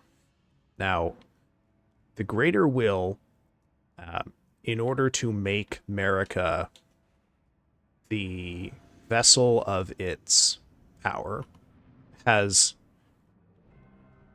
bound her up somehow or another with something called the Elden Ring, which is an interlocking series of runes that appears to either directly control or to embody the rules of reality in the lands between, or at least reality such as the Greater Will would like it to be. So, for example, there is a rune of death in the Elden Ring, which, if it is there, it ensures that when people die and are buried in the Erd Tree roots, that they are brought back into the cycle of life and their souls can be born anew in a new body later.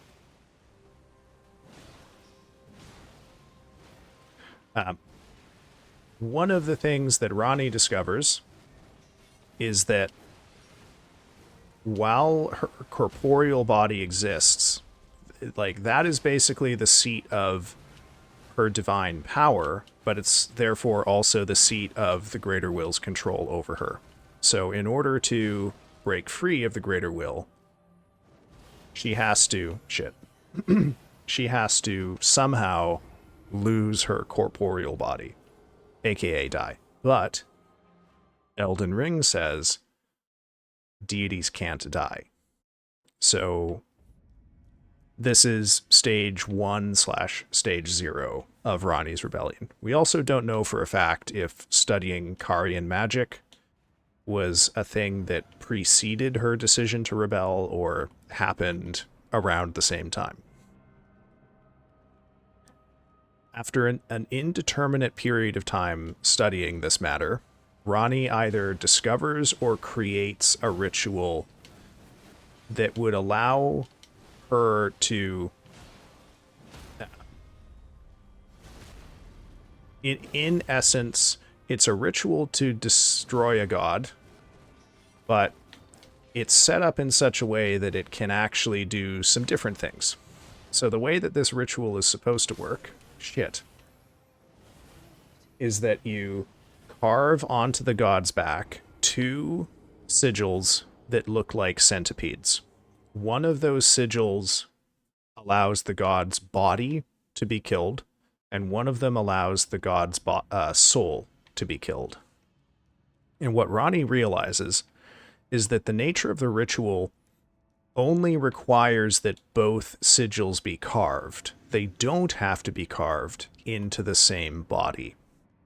So, if she can carve the body-killing sigil into her own, and the soul-killing sigil into a different god, then she can escape her corporeal existence, and her spirit can live on, inhabiting something else. So, what emerges from this is one of the most sort of infamous but also poorly understood events in Elden Ring lore. Because Rani does pull this off somehow or another, with the assistance of a group of assassins known as the Black Knife Assassins. The Black Knife Assassins are associated with a civilization that lives underground in this world. I just don't have the full recollection to go completely into it. But the other thing that the assassins are associated with is Marika, because we find the assassins Oh, shit. Okay, sorry, I gotta focus up here. We find assassins inhabiting spaces close to America. We also know that the assassins belong to basically America's like particular ethnic group. So the going theory here is that America might have directly helped Ronnie with this plan by getting the Black Knife assassins to help her, or knew about it and allowed it to happen without directly aiding her. Okay, hold on. We're going to get phase 2 in a sec here. There we go. And just for you, Star, we'll watch the cinematic while I babble. But we know that this plan requires another god to die. So, Knight of the Black Knives comes. Ronnie has one half of the centipede sigil carved in her, and her corporeal body dies. The assassins attack her half-brother Godwin, also known as Godwin the Golden or Godwin the Good, and the flesh-killing rune is carved into his body.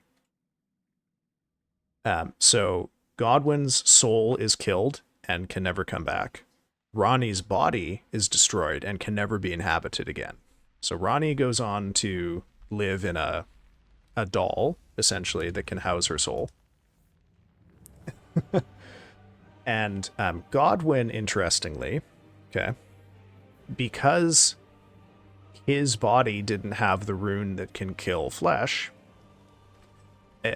his body lives on without a soul, but it's a kind of growth that is it's life without living. It's kind of like a tumor in essence. And the unnatural, unrestrained growth of Godwin's corpse is what gives life to all undead in Elden Ring.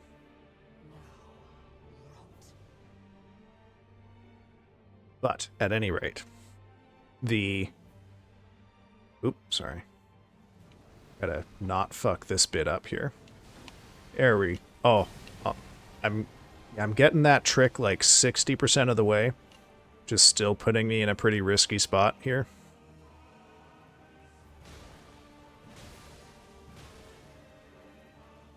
Oh shit, that's... Oh fuck, I didn't realize that was a waterfowl dance. God damn it. Okay, well, that's a shame. We'll put one more pull in, and then we'll go for a second break here. Now, part of the reason it's ambiguous as to whether or not Marika knew or even helped Ronnie with this is that Marika appears to have taken Godwin's death as the pretext to fully begin her rebellion against the Golden Order, or the Greater Will. Because following his death, she takes up her hammer, which is her weapon of choice, and she shatters the Elden Ring into a collection of disconnected great runes. Also, I should say, probably one of the biggest bits of evidence in favor of her having actively helped Ronnie is that in order for this ritual to be performed, the knives that the assassins used had to be imbued with the power of the Rune of Death, which is held inside the Elden Ring. So, unless Marika gave the assassins this power without knowing what they'd do with it, she must have known that something was happening. Someone had to steal the Rune of Death out of the Elden Ring to be able to kill Godwin. Okay, we'll return to this subject in a couple of minutes because we have an ad break coming up here. So I'm going to pop it in just a moment. We'll have 3 minutes away from the game here. Feel free to grab yourself some food, grab yourself some water, or you can do what I'm going to do and get up and walk around and stretch. All right, folks, I will see you in 3 minutes. Have a good break.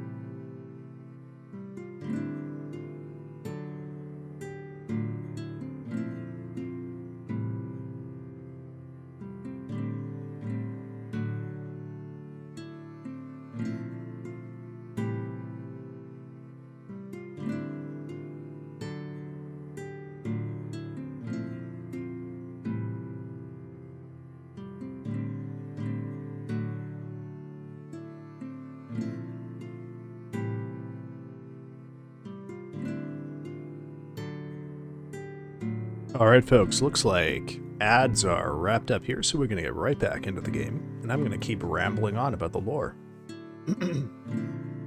Alright. Oh, I should actually move us to the game, lest I invite Penguin's particular sabotage. Okay, so at this point, Marika has shattered the Elden Ring, and a whole bunch of shit is fucked up now, okay? Because the Rune of Death had to be taken out of the Elden Ring in order for this ritual to occur, people can't die properly anymore, which is why you see a whole bunch of people just sort of wandering around this world in a state of neither alive nor dead, because they can't, basically their souls can't be parted from their body anymore.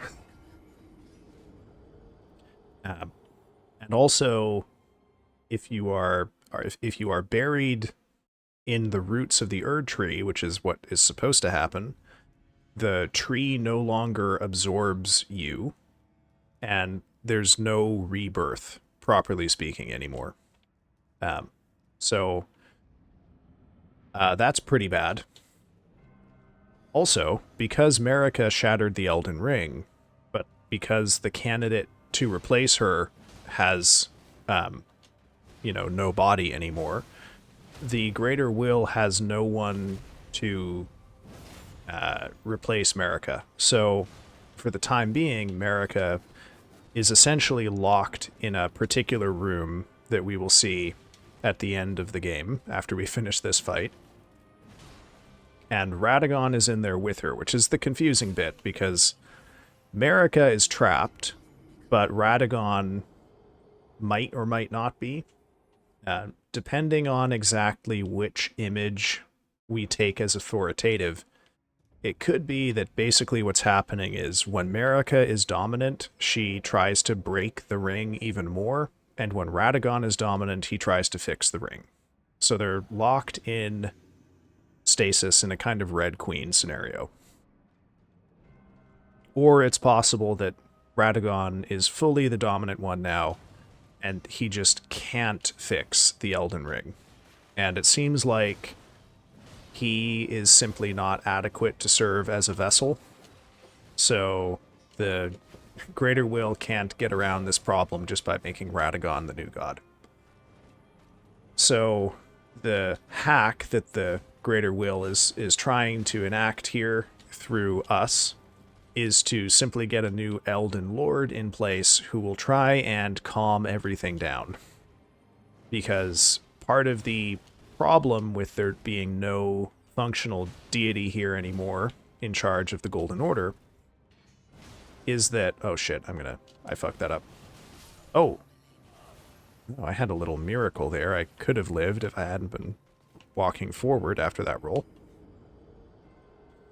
Is that anyone who's anyone is trying to take over. So in the immediate aftermath of the Elden Ring being shattered, all of the demigods, basically except Morgott, try to seize a greater rune for themselves to claim some larger share of the divine power that the Elden Ring represents, and to essentially take over.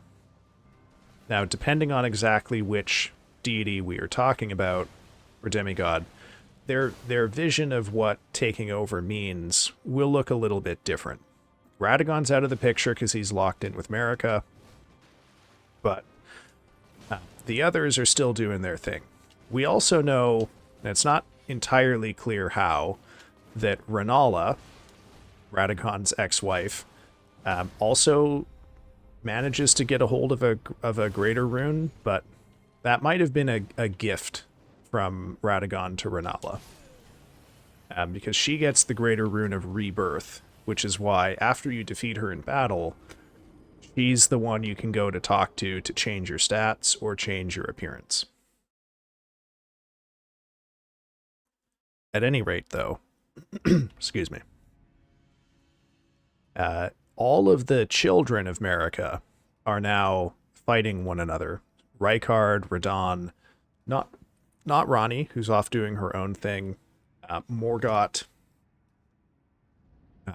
and then someone who is a distant cousin of them, Godric, is there too, trying to.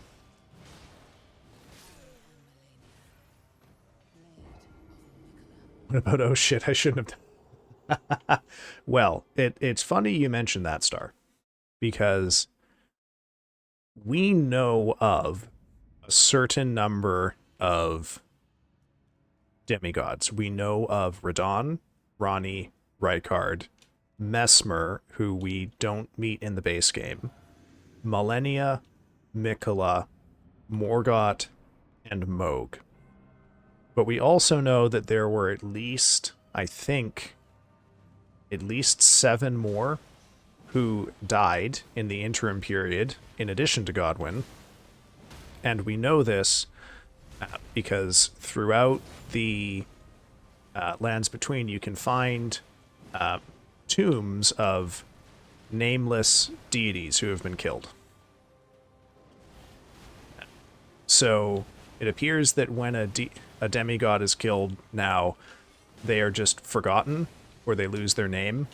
And it's not 100% clear if that's, something to do with the war, or if that's because Marika's fucking with the Elden Ring. It's kind of ambiguous. So it is totally possible that there is some cousin we will never know about whose name was, oh shit, I shouldn't have done that on a hill.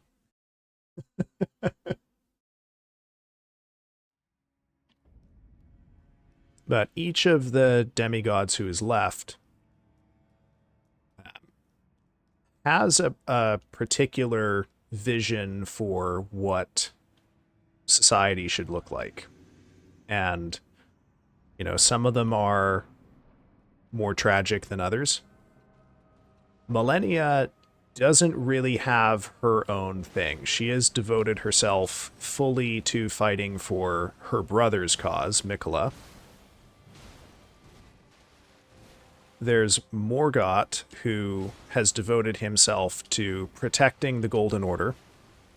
There's Moog, who is trying to establish a different deity as ruler of this realm, and to effectively replace Marika and become, Marika for someone else.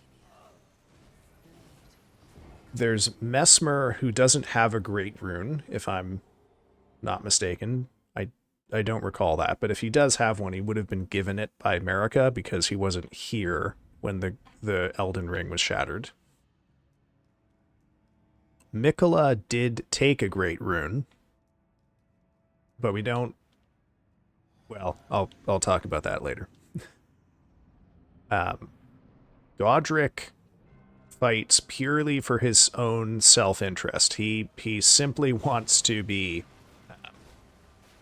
the one in charge, but unfortunately no one respects him. Everyone thinks he's kind of a pathetic worm, which he kind of is. However, interestingly, if I'm not mistaken, his great rune, Godric's great rune, is said to be the one that's supposed to stand in the middle and hold all of the other ones together. So he got a pretty good rune. And in fact, Godric's great rune is probably the most useful one to have in the base game, because it just increases all of your stats by 10 whenever you activate it. Just incredibly generically useful. A lot of people make use of Godric's great rune in rune level 1 runs, except not me, because I also have the additional rule of not using consumables in this run.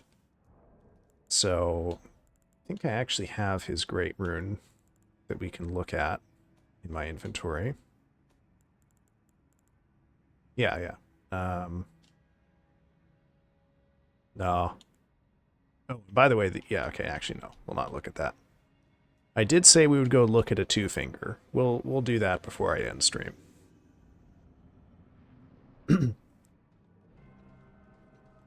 So what else do we need to talk about in order to understand all of this.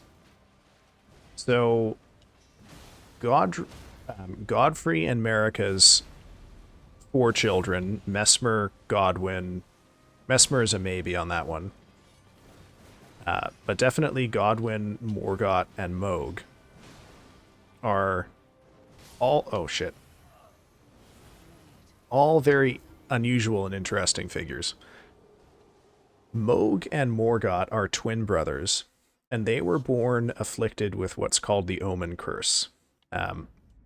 If you have the Omen Curse in this world, your body is covered in all sorts of horns and growths that look like animal claws and teeth and things like that.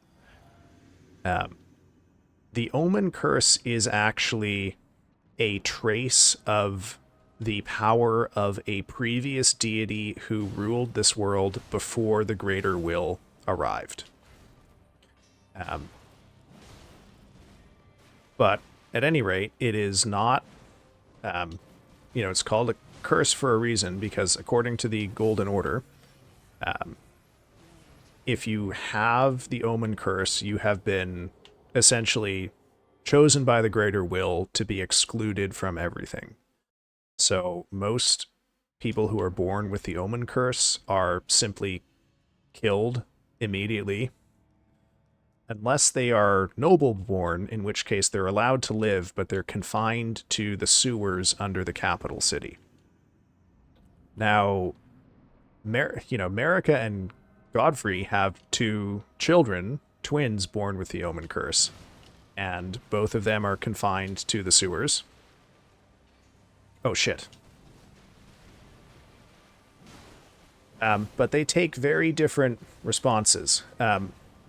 Morgott devotes himself to the Golden Order and is arguably its most fanatical and loyal servant today.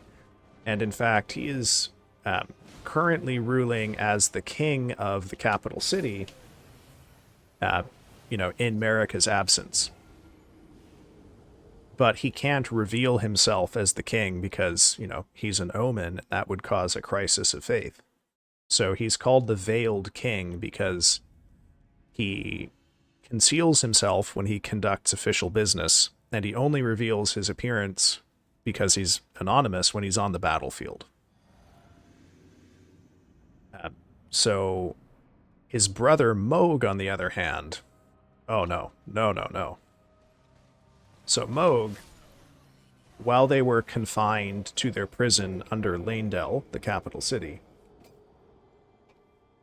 Mohg makes contact with another outer god. This is the 4th one that has come up now. This god is called the Formless Mother and is a god of blood. But we don't really know all that much about her. Mohg's mission, now that he has escaped from the sewers, is to found a totally new dynasty to destroy the Golden Order and create a new world that is ruled by him. And so he needs a consort. He needs his own Elden Lord. And he's already found his deity for whom he will be the vessel.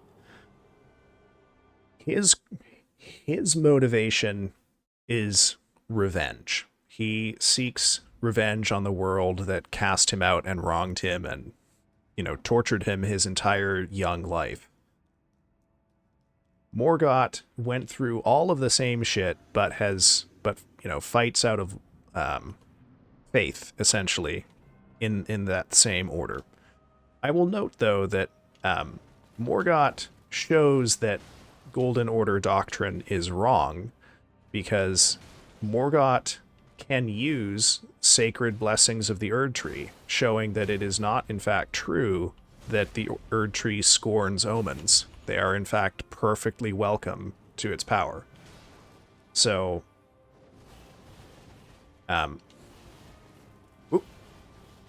okay, good. Point blank waterfowl dance. I was getting a little worried there because I'd fucked up the last few.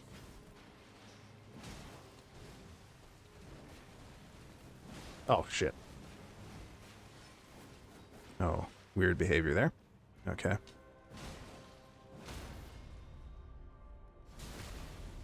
There's Radon as well. Now, Radon is a fun case because Radon basically seems to be like a kind of hollow figure. He fights basically for the sake of fighting. He's said to be a very honorable warrior, but he's not like especially loyal to anyone. He's not ideologically motivated to support the Golden Order. He's not, he has no principle other than if you fight, you should fight good. But he's there, doing his thing. And then there's Rykard. Rykard, who is Ronnie and Radon's brother. Shit.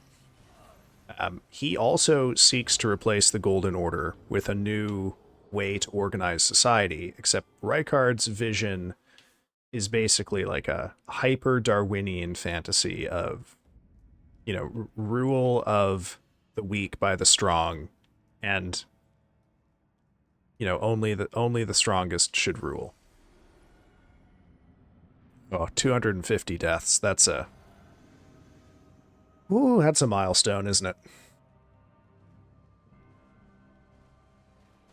There's 251. Yeah. I'm succeeding on other goals, but I'm whiffing on my goal to not get killed by that specific attack. It's grim.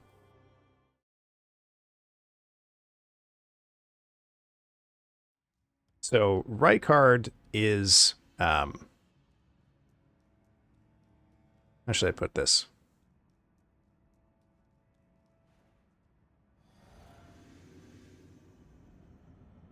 Rykard's view is that the problems of society are not because of how society is set up. It's just that the people ruling society are too weak. So we should just have better, stronger elites in charge, in essence. We have killed him already.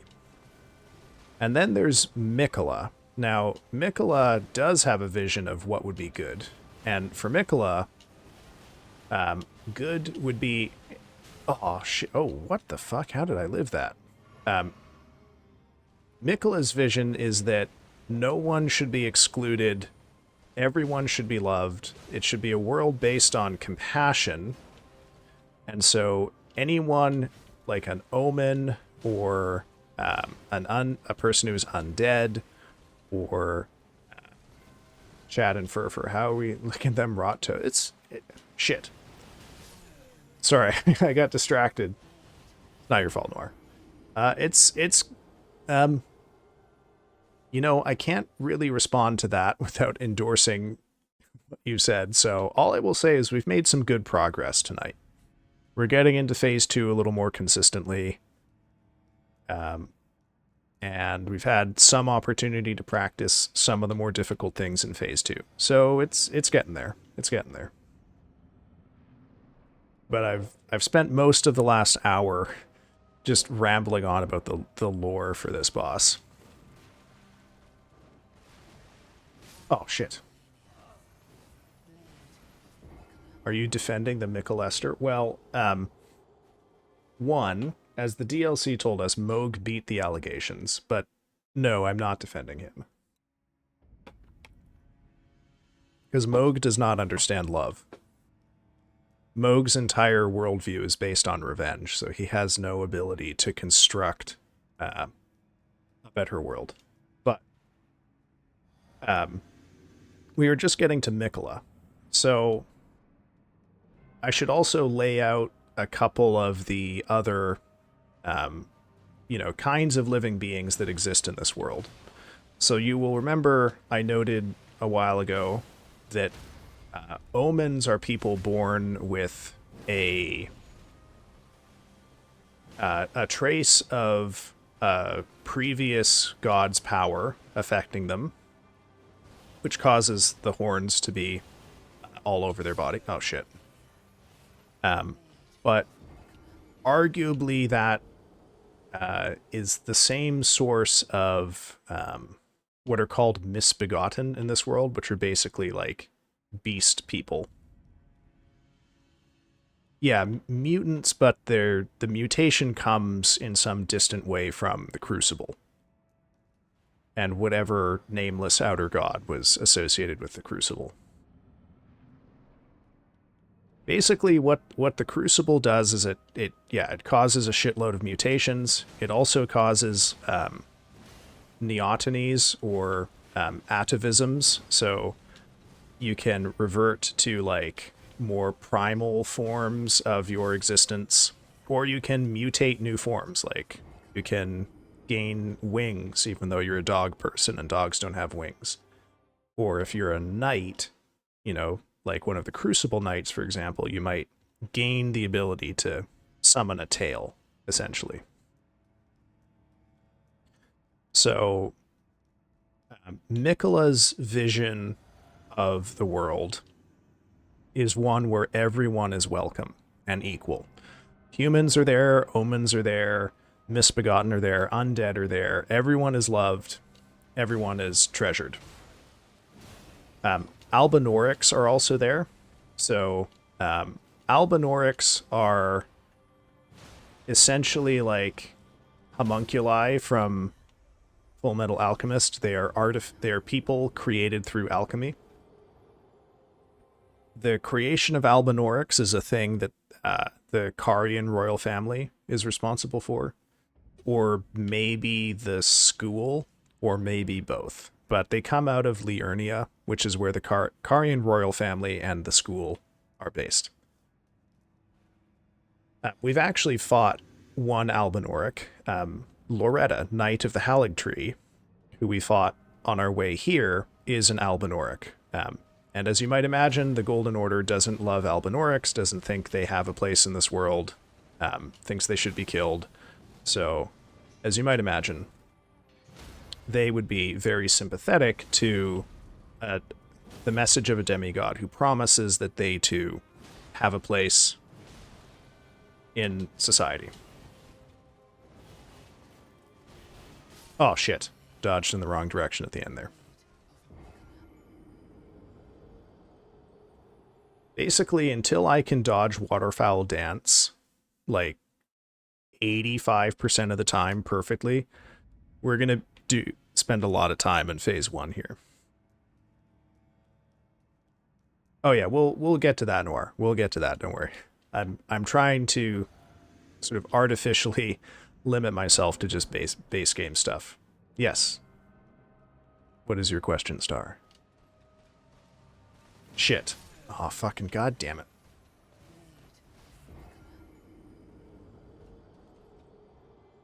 Don't worry, I'll handle the death counter for that. You type your question. Oh, okay, you did it already. Sorry, I was too slow. Okay, I'll handle the death counter for the next one while you type your question.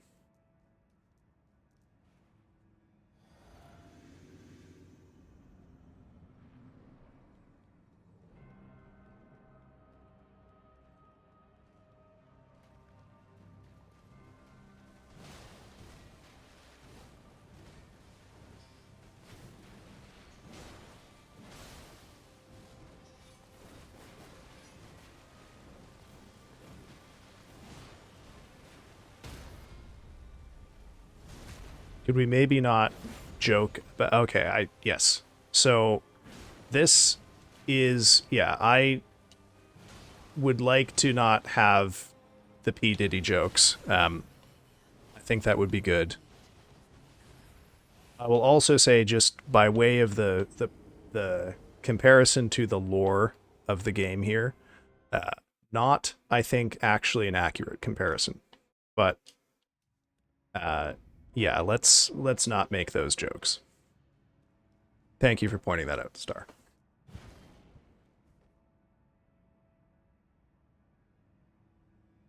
There we go. So, Miquella's vision is a new order based on compassion. But we have to keep in mind a kind of fundamental problem with Mikola here, which is that Mikola is cursed to be an eternal child, which means nothing about him matures, and that includes his plans. So the first time that Mikola, the first plan that Mikola has to create this world is to plant a replacement for the Erd tree and to, oh shit, essentially try and just like start his own thing off to the side. And that is where we are right now. We are at the very base of that tree. But the tree never fully matures, even though he puts his body at the base of it to nurture the new tree. Then there are some other problems, which we will talk about momentarily. But I think it's also important to note that Mikola, fights, quote unquote, for out of compassion and love. But Mikola only has a child's understanding of compassion and love. So it's the vision of love that like an infant understands from a parent, a kind of total protection, a total provision of needs and satisfaction from one caretaker to a being that cannot act for itself. This will come into play when we see, some of the problems with Mikola, right? So you've got to keep in mind that I don't think what we are being invited to think here is that, like, I don't think the idea is that there's something childish about compassion, or that Mikola's basic point that the ideal world should have all of these different people in it. It's that on its own isn't a complete thing, and that there are different ways that can be made to be the case. Oh shit, I should have done the counter before I hit that. So in order to fully appreciate the significance of that, we have to talk about Mikola's particular power. So Mikola is said throughout the base game to have the ability to compel other people to love him and to want to serve and protect him. And we see something kind of like that in the DLC as well. Oh. Now, one of the things, when the DLC came out last year, I noted there was quite a lot of discourse about how surprised people were that Mikola ends up being the antagonist of that DLC. But to me, this seemed perfectly expected, because the base game is peppered with hints that Mikola, if you won't give Mikola what he wants from you, he will force you to give that to him. So this is in essence what he did with Moog. So as I noted earlier, Mikola planted himself at the base of this tree in order to feed it with his own body, which we know, because he is a deity, his body can't be destroyed without a special ritual. So I guess the theory was he just will sacrifice himself forever to nurture this tree. Didn't work, because that isn't how that works in this world. But it did require him to... Hey, welcome in, Shadow. Welcome in. Okay, we gotta increment the counter by 2 there.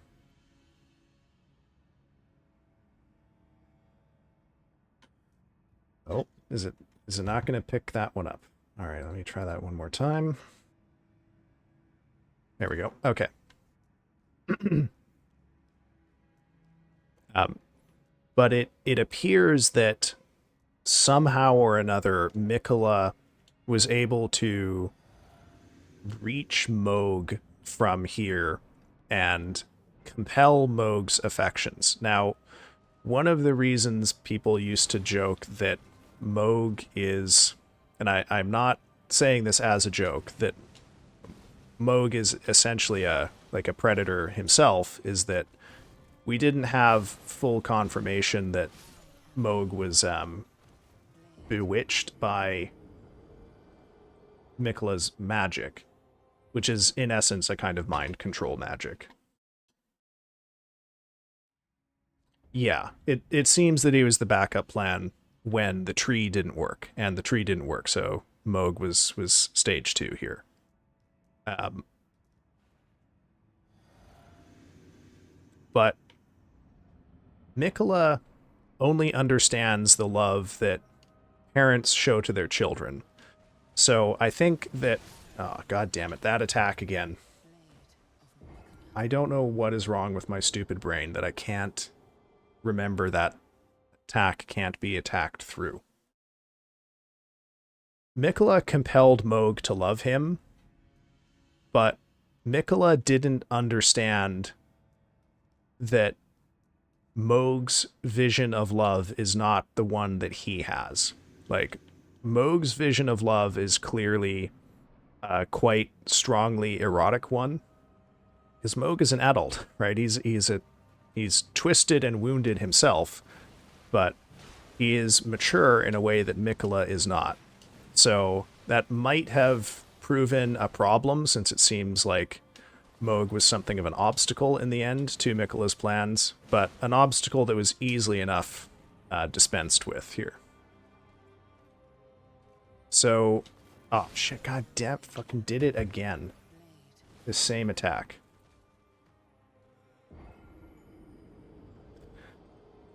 So, Mikola fights for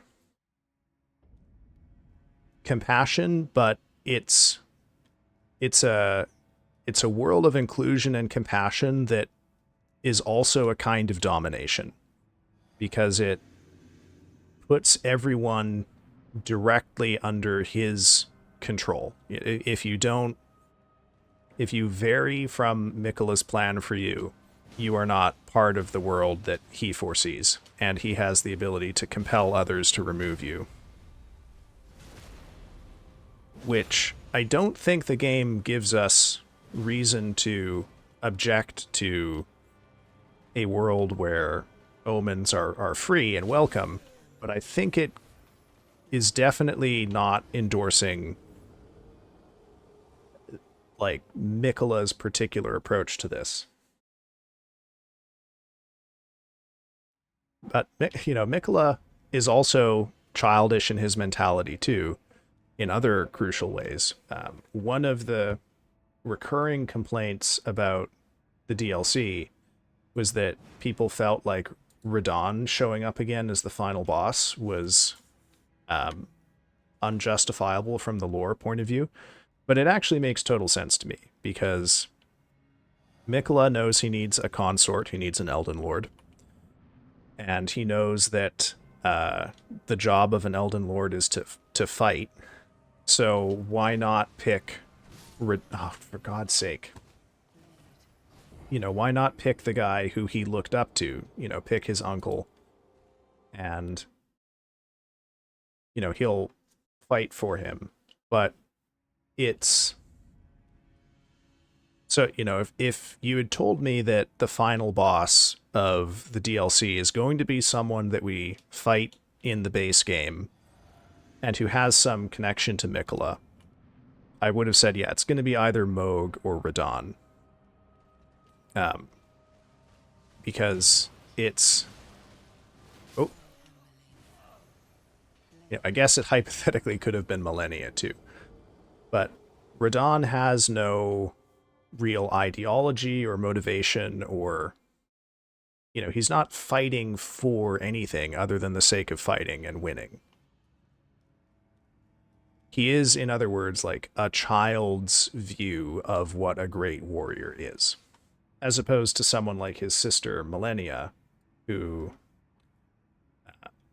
you know, does have a thing that she's fighting for, or Rykard, or Moog, or Morgott, who all have principles behind their actions, even if they're, objectionable or pitiable. Radahn is just hollow.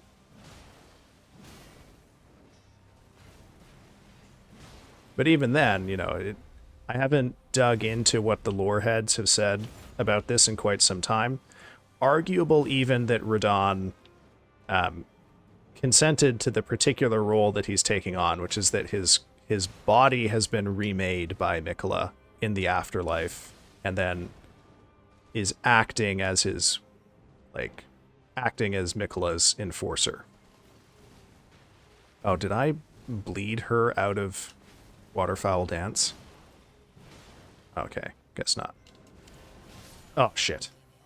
Oh, Shadow, you missed me do some really, really good dodges of this attack earlier tonight.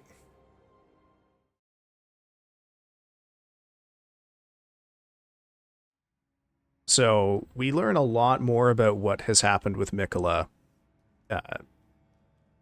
in the DLC. I don't really want to get all the way into the DLC lore here, in part because I haven't really dug into it in about a year. But we'll get to that when we get to the DLC in this game. Okay, dodge that. Back off. But yeah, we are... I can't remember why I got into this really long tangent, but I think it started off with, why are we wrong to say Malenia is mommy? No, Malenia is big sister. Because she fights for Miquella. And for his vision.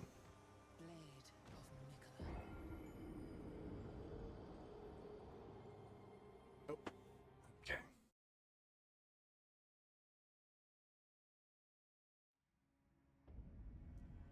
Yes, yes.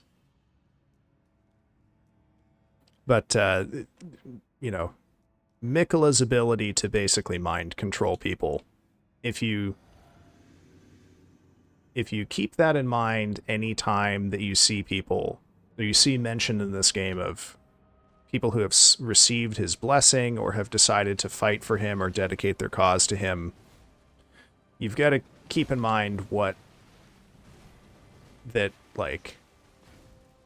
that is not a straightforward situation ever. But we will talk more about Miquella when we get to the DLC, because a lot of very interesting things about how this world works come out of his story there as well.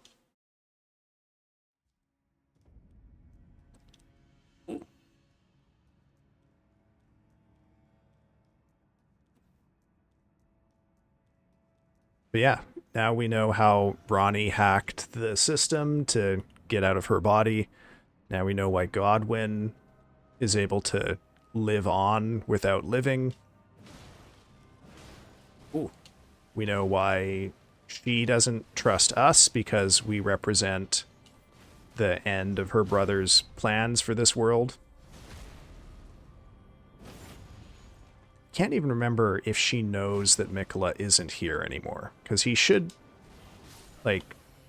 there's a spot right about there where I'm looking where a big old egg would fit, and Miquella is in that egg, and Moog stole that egg out of here.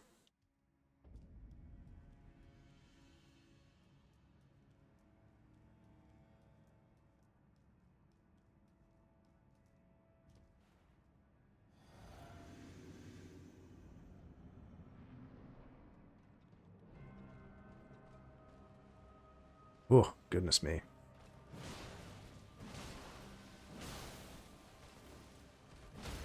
Oh, there we go. That's a good opener.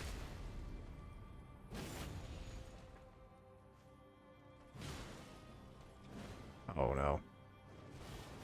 Oh, and alive.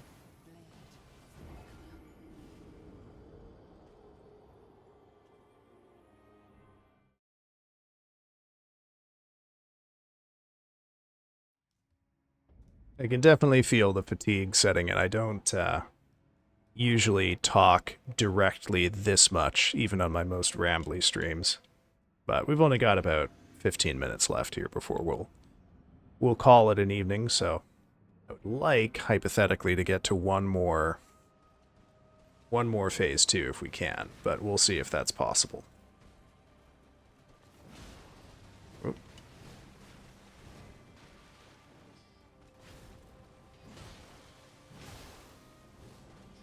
Oh yeah, oh yeah.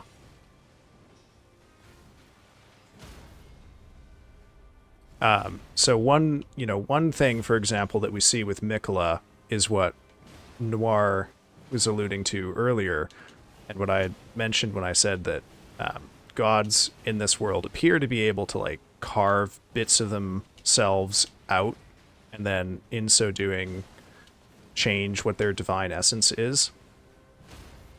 We see Mikola doing a lot of that in the DLC as well.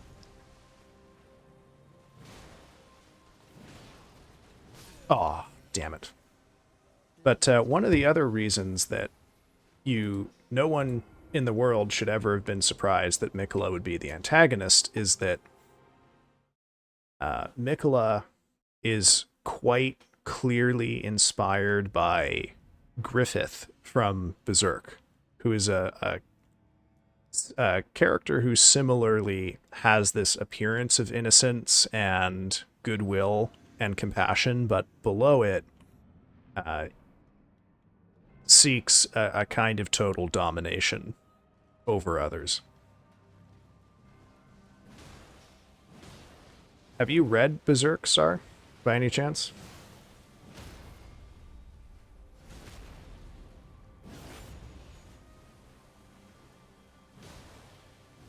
Yeah.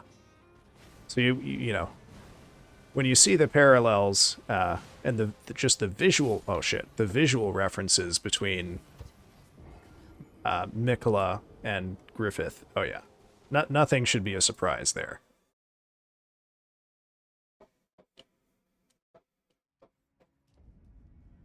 Oh hey, Noir, if you're still hanging around here, did you get that date scheduled, by the way?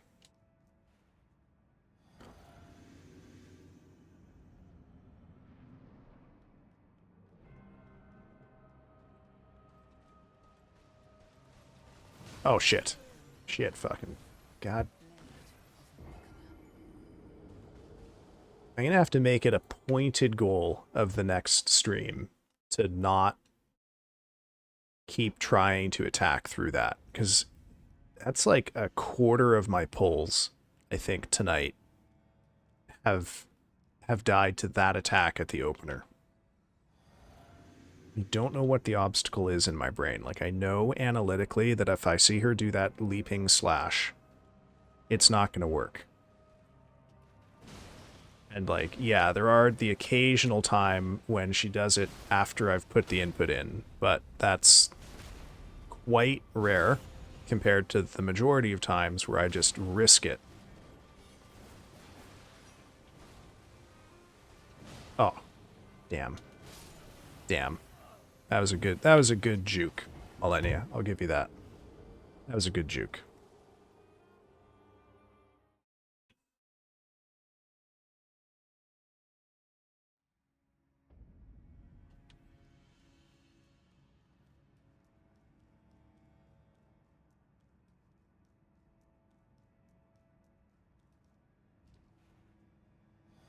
Yeah, so after this stream, I won't be around much for 4 days. I think next week I will probably try one last gasp of my Monday, Wednesday, Friday schedule, because I don't really have anything going on next week other than prep for the course that I'm teaching.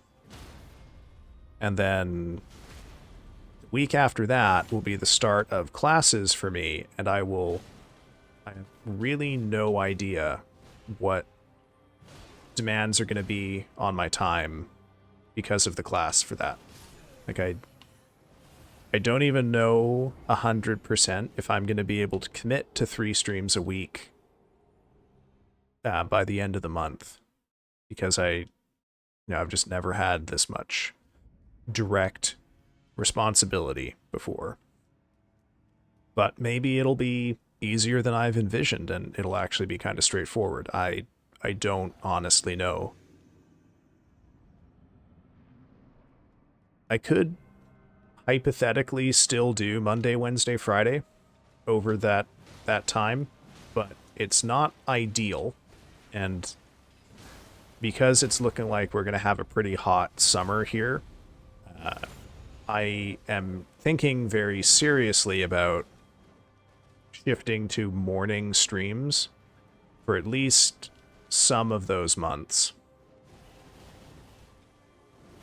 And morning streams on Monday, Wednesday, Friday would make a little more sense with my schedule for that term. But I don't, I don't, for example, know how great that would be for people who are regular viewers here. Oh god. Didn't leave myself enough stamina there.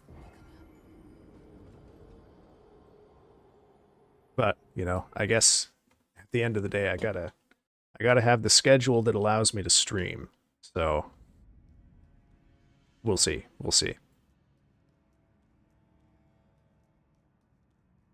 Other than that, the fall is also going to be an interesting time because I'm tentatively scheduled to start the training for my area's suicide prevention hotline in September or possibly late August. And that is going to be a pretty significant investment of time while that's happening. The whole training takes about 8 weeks. I don't have a definitive start date for it yet. And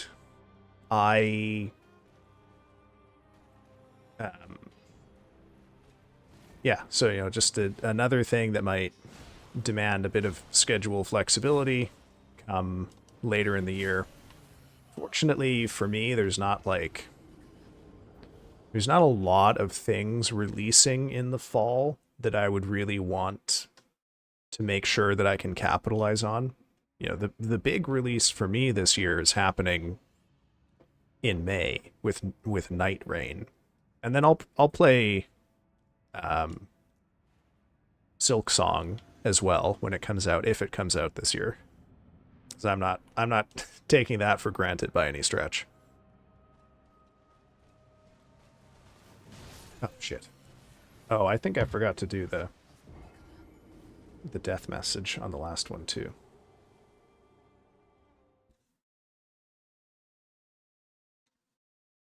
Very excited for you and you'll help so many people. Well, I hope so. It's just a matter of what I can swing with my academic schedule and with streaming, This is why I am kind of, yeah, I don't know if 3 streams a week worked for me for the first 4 months of this year. I don't know if I'm going to be able to commit to 3 streams a week for the whole year. We'll see. Definitely the weeks during the training are going to be pretty tough, but the training can also be affected by my academic schedule. So if I end up with a night course on certain days of the week, there are no alt times for the training. If you can't make a session, you can't make it up. And if you miss any sessions, you can't complete the training. Come on, do the fucking dance. So, and this is not a criticism. I understand why they need to be so particular about this.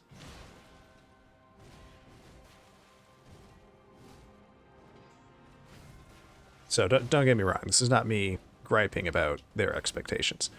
It's just it does impose a certain it makes it kind of hard for me to be versatile with my schedule, but also I won't know what my schedule is until quite close to the moment because of how academic scheduling works. Like, to put this in perspective, I will be applying for teaching assistant positions probably at the at the beginning of August, or sometimes even as early as the end of July, for an academic term that will start in the second week of September. But I will probably not know if I've even got the position or what my teaching times are until maybe the end of August.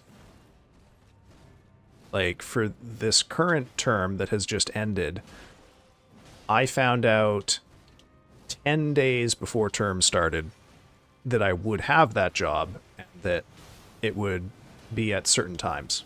So this, as you can perceive, makes it a little difficult to schedule commitments in your life when you're dealing with that kind of turnaround time, I suppose, on important matters like, are you hired and what are your work days?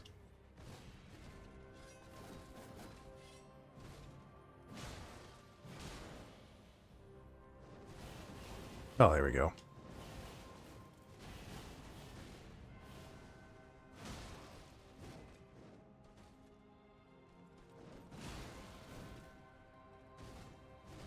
Aw, don't fight her on the hill. Come off the hill, please. Come on. Come on. Okay, fine. We're doing this up here, are we?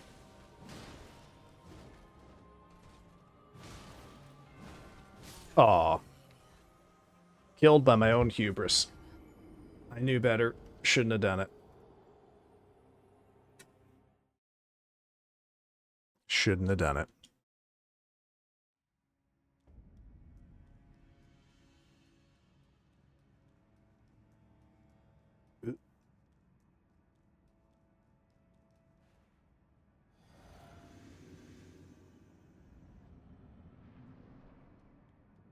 Other than that, the only sort of, I don't really want to... that attack again. I think a fool's game to plan for stream milestones a little too far ahead. I'll probably celebrate something with 250 followers and something with 500, and then no more until 1,000. And 1,000, I suspect, is a very, very long time away. But we might get to 250 by the end of the year. So I want to think about something for that. But in terms of other activities, yeah, we'll have probably a Trans Lifeline fundraiser in June, and I will do something for October, but I don't know what. For October, it might honestly just be I'll do 31 for 31 and I'll just stream them in the Discord. Because more than that, oh god, I don't know. Do I really want to do more than that? Hard to say. Right now, still in the afterglow of a migraine, the answer is not particularly, but maybe my feelings will change a little closer to the day. We'll see. Oop.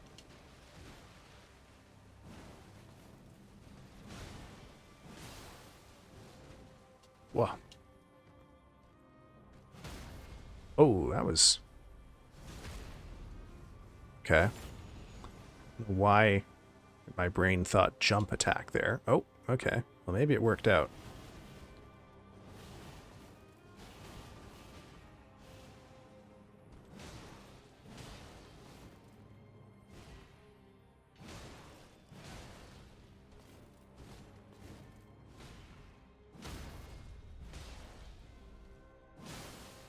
Ooh, okay.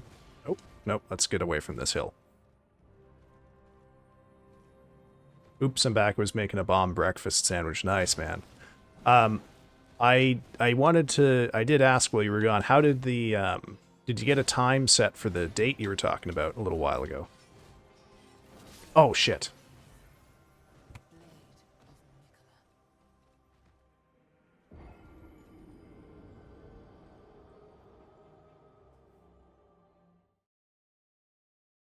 This Saturday, okay.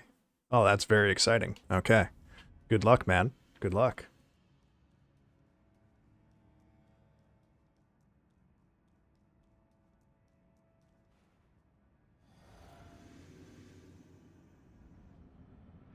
I will ask you about that on Monday when we are back to Malenia.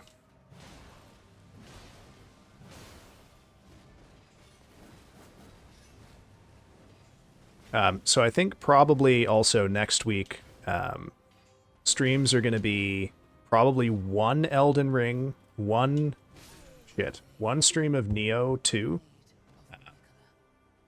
That is the minimum I owe Streaming Shadow for the PCRF Dono redeem.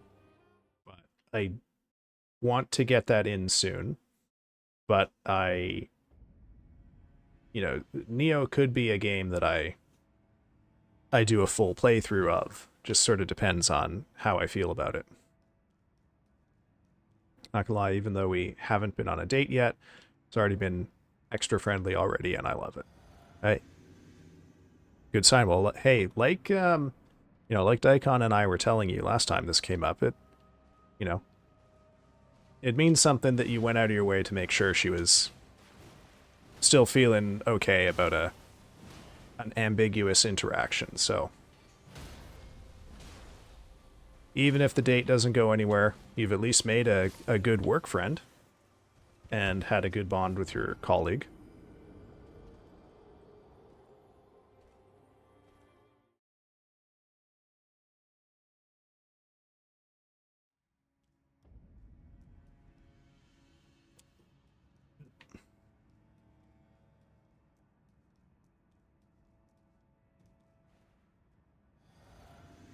That was always my thing about dates is I never felt nervous or anxious about them compared to a lot of people around my age in my social circle, because for me I just looked at it like, you know, worst comes to worst, I'm just hanging out with this person for a couple hours.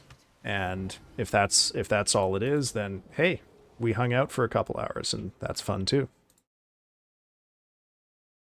Hope it goes somewhere. We've been chatting online and she's fun. Well, I will keep my fingers crossed for you, brother. But take it for what it is in the moment, and that'll be your best option no matter what, I think.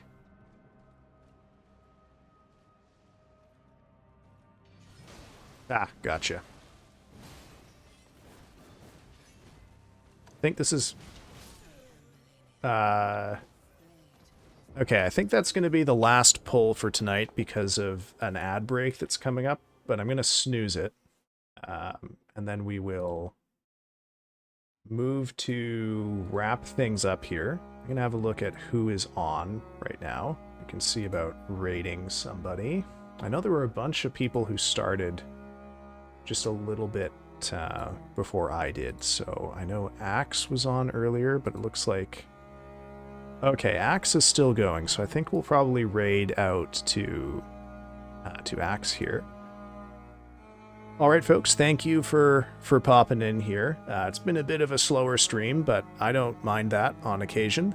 It's good for things to be a little more down-tempo. I died, according to our counter here, around 120 times this stream, which is an improvement. I died 160 times, I think, last stream. So it's getting a little better. We spent more time in phase 2, got more time practicing those waterfowl dances, and had some pretty good dodges of them, I would say. So overall, I think nothing to be ashamed of. Spent a lot of time on the lore here,